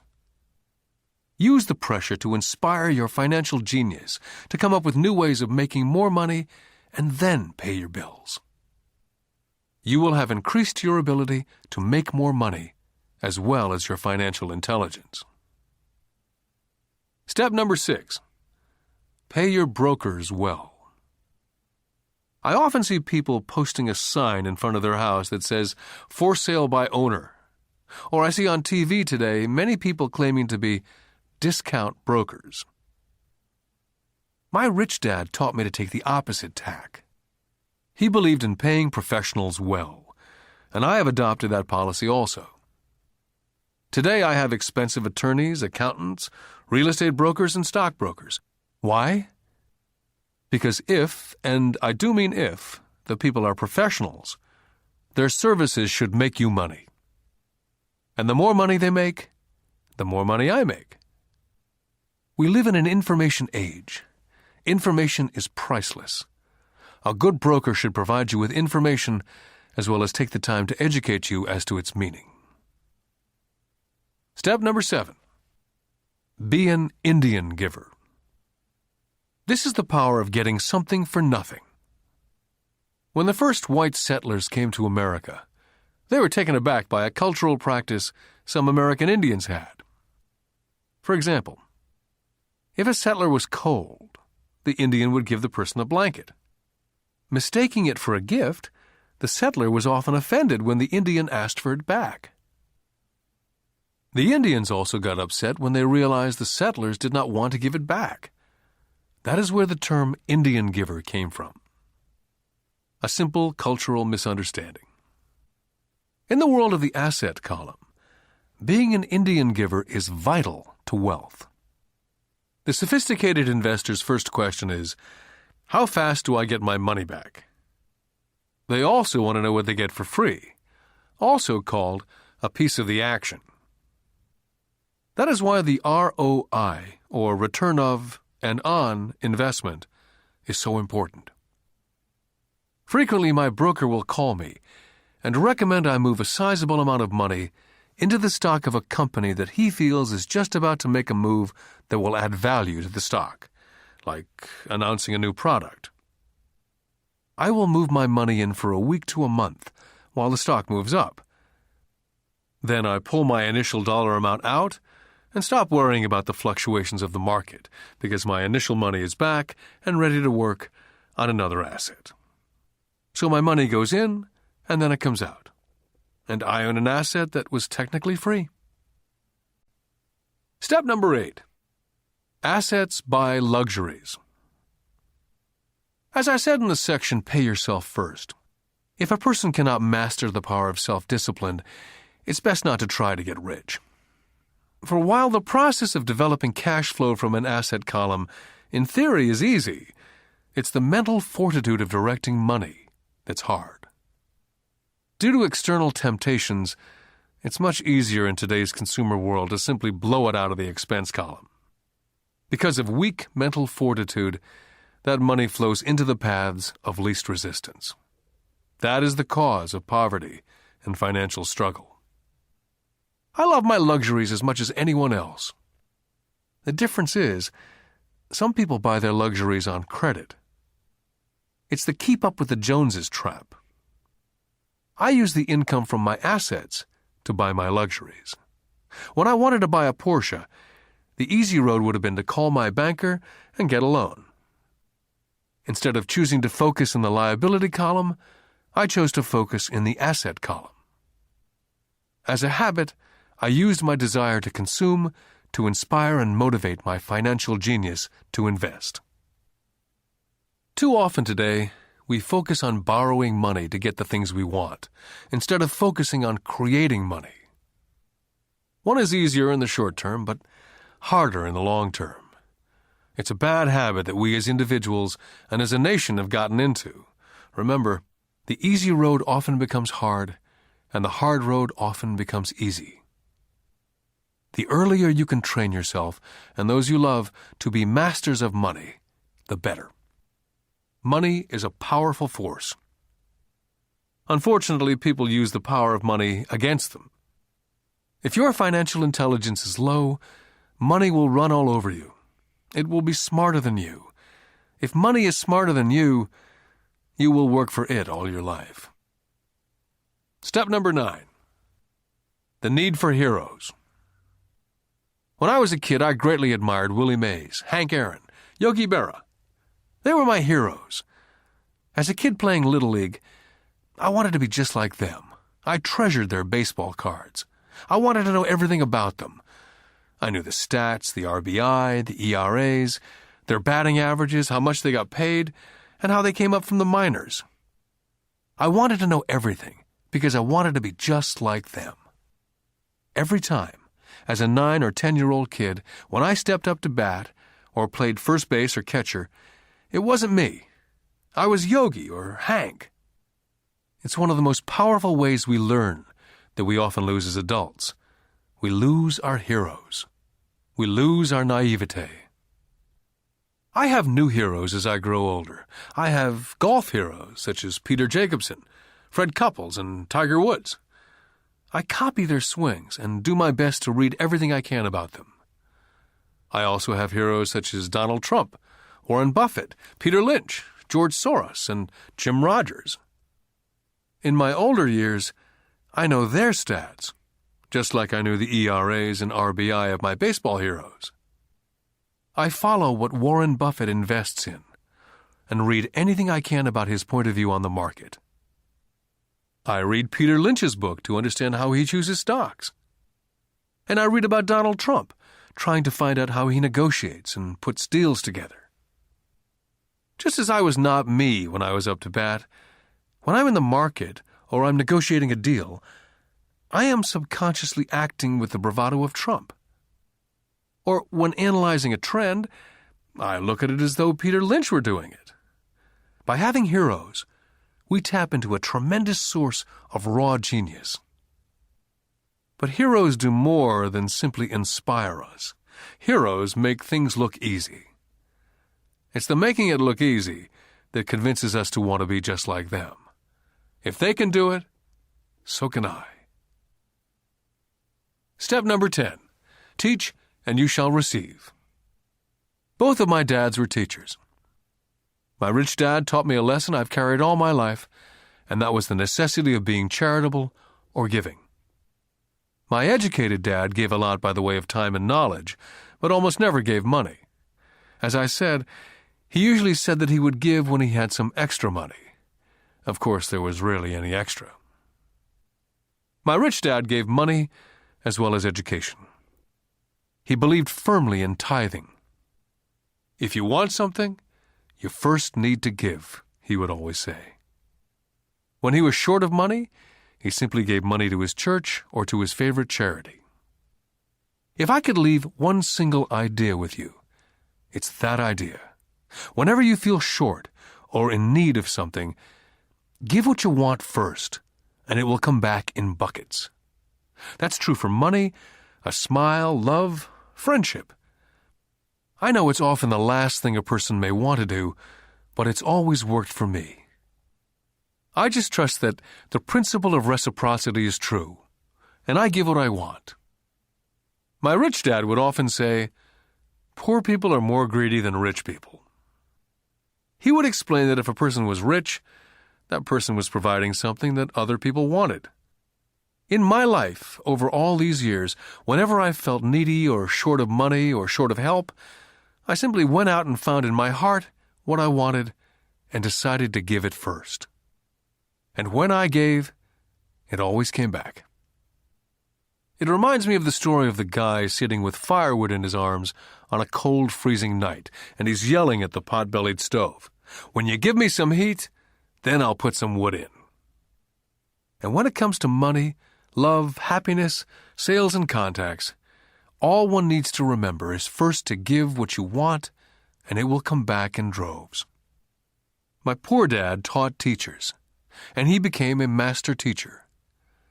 My rich dad always taught young people his way of doing business. In retrospect, it was their generosity with what they knew that made them smarter. There are powers in this world that are much smarter than we are. You can get there on your own, but it's easier with the help of the powers that be. All you need to be is generous with what you have, and the powers will be generous with you. Take action. All of you were given two great gifts. your mind, and your time. It is up to you to do what you please with both. With each dollar bill that enters your hand, you and only you have the power to determine your destiny. Spend it foolishly, you choose to be poor. Spend it on liabilities, you join the middle class. Invest it in your mind and learn how to acquire assets, and you will be choosing wealth as your goal and your future. The choice is yours and only yours. With every day, with every dollar, you decide to be rich, poor, or middle class. Choose to share this knowledge with your children, and you choose to prepare them for the world that awaits. No one else will. You and your children's future will be determined by choices you make today, not tomorrow. This has been a Time Warner Audiobooks production of Rich Dad, Poor Dad, written by Robert Kiyosaki with Sharon L. Lechter, CPA, and read by Stephen Hoy, featuring an introduction by Robert Kiyosaki. Executive producer, Maya Thomas. Produced and directed by John Brunette. Text abridged by John Whitman. Text edited by William Whittington. Production coordinated by Daniel Metcalf. Rich Dad, Poor Dad is also available in paperback from Warner Business Books.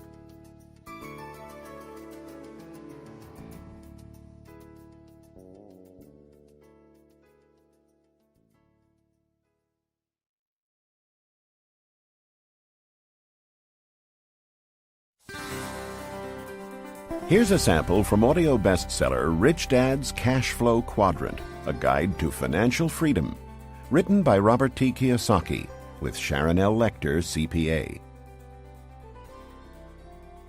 When people ask why Kim and I were homeless back in 1985, I tell them it was because of what my rich dad taught me about money. For me, money is important, yet I did not want to spend my life working for it.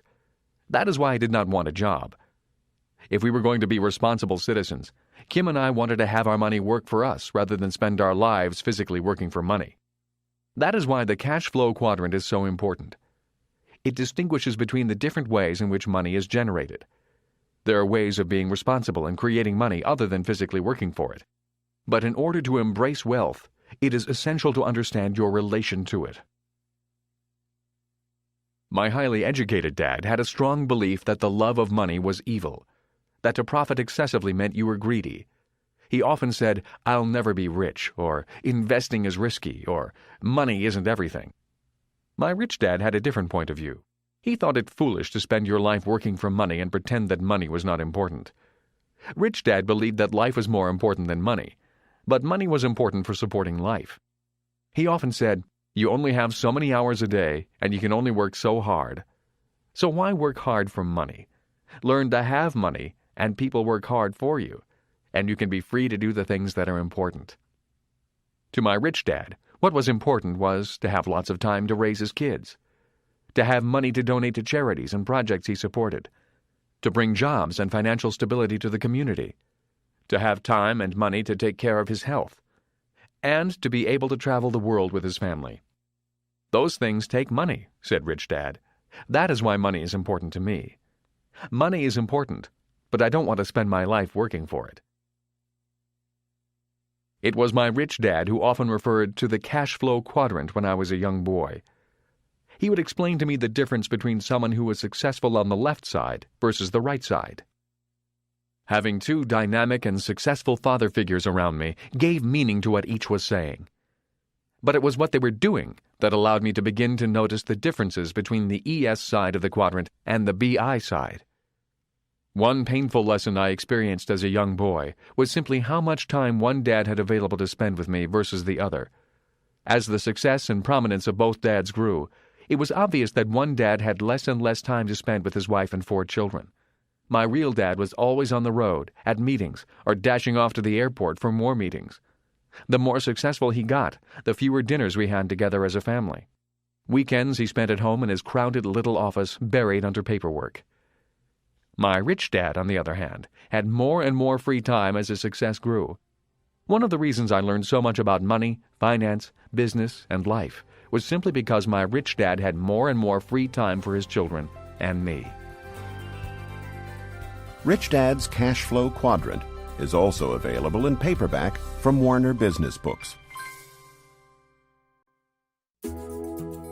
Here's a sample from audio bestseller Rich Dad's Guide to Investing: What the Rich Invest in That the Poor and Middle Class Do Not.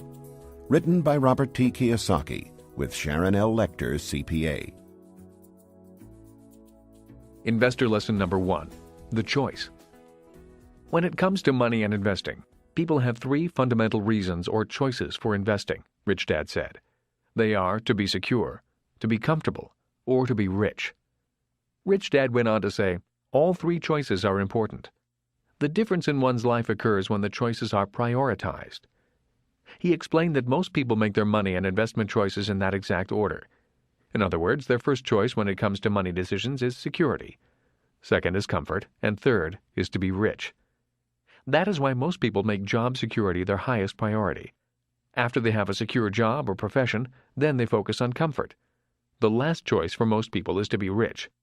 Rich Dad said, most people dream of becoming rich, but it is not their first choice. He went on to say, only 3 out of 100 people in America are rich because of this priority of choices. For most people, if becoming rich disturbs their comfort or makes them feel insecure, they will forsake becoming rich. That is why so many people want that one hot investment tip. People who make security and comfort their first and second choices look for ways to get rich quick that are easy, risk-free, and comfortable. A few people do get rich on one lucky investment, but all too often they lose it all again. I often hear people say, I'd rather be happy than rich. That comment has always sounded very strange to me, since I have been both rich and poor, and in both financial positions I have been both happy and unhappy. I wonder why people think they have to choose between happiness and being rich. When I reflect upon this lesson, it occurs to me that what people are really saying is that I'd rather feel secure and comfortable than be rich. That is because if they felt insecure or uncomfortable, they were not happy. For me, I was willing to feel insecure and uncomfortable in order to be rich. I have been rich and poor as well as happy and unhappy. But I assure you that when I was poor and unhappy, I was much unhappier than when I was rich and unhappy. I have also never understood the statement, money does not make you happy. While there is some truth in it, I have always noticed that when I have money, I feel pretty good. The other day I found a $10 bill in my jeans pocket. Even though it was only $10, it felt great finding it. Receiving money has always felt better than receiving a bill for money I owe. At least that is my experience with money. I feel happy when it comes in and sad when it leaves me. That day, I put my priorities in this order. First, to be rich, then to be comfortable, and finally, to be secure. Rich Dad's Guide to Investing is also available in paperback from Warner Business Books.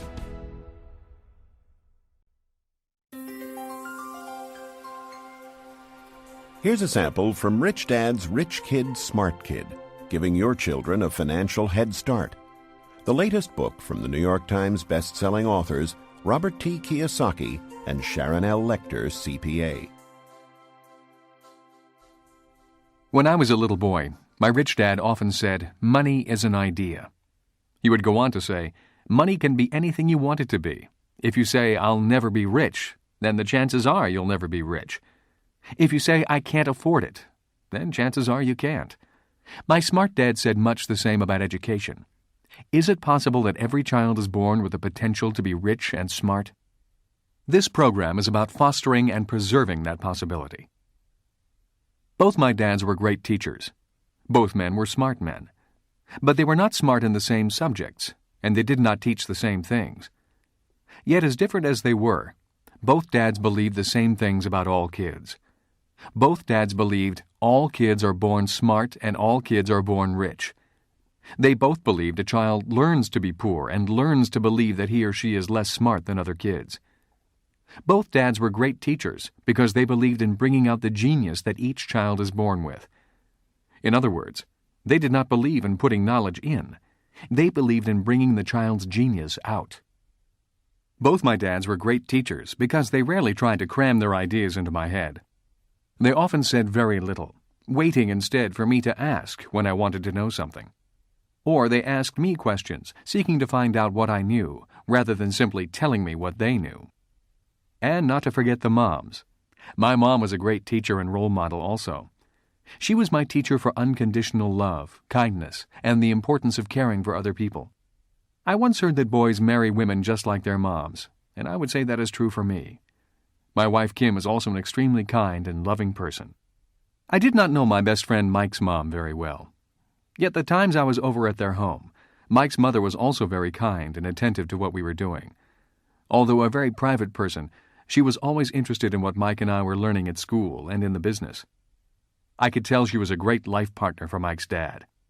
Although I did not know her very well, I learned from her the importance of listening to others, letting others talk, and being respectful of the ideas of others, even if they clash with your ideas. She was a great communicator in a very quiet way.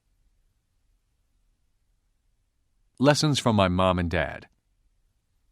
The number of single-parent families I see today concerns me.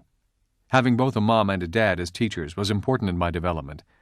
My dad would often say, "True intelligence is knowing what is appropriate rather than what is simply right or wrong." As a 6-year-old boy, I learned from my mom that I needed to be kind and gentle. But when I found myself constantly confronted by bullies at school, I also learned that I could at times be too kind and gentle. I hated being called fatty and Dumbo. Consequently, after talking with my dad, I learned to be strong and to stand up for myself. But there had to be balance. My father told me that many people live in a black and white world or a right and wrong world. Many say, don't push back, and some say, push back. The key to being successful in life is, if you must push back, you need to know exactly how hard to push. When I got pushed or put down, I learned exactly how hard to push back. Knowing exactly how hard to push requires much more intelligence than simply saying, don't push back, or push back. My dad would often say, true intelligence is knowing what is appropriate rather than what is right or wrong. I think today we need to be more intelligent with our strengths and our weaknesses. It used to be when I was a kid and I got angry with another guy at school. We would begin to wrestle, get tired, and then the fight would be over. The worst that happened was an occasional torn shirt or bloody nose. Today, kids get angry, start thinking in the less intelligent right and wrong mode, break out their guns and shoot each other. We may be in the information age, and kids may be more worldly than their parents, but we can all learn to be more intelligent with our information and our emotions. We need to learn from both our mothers and fathers.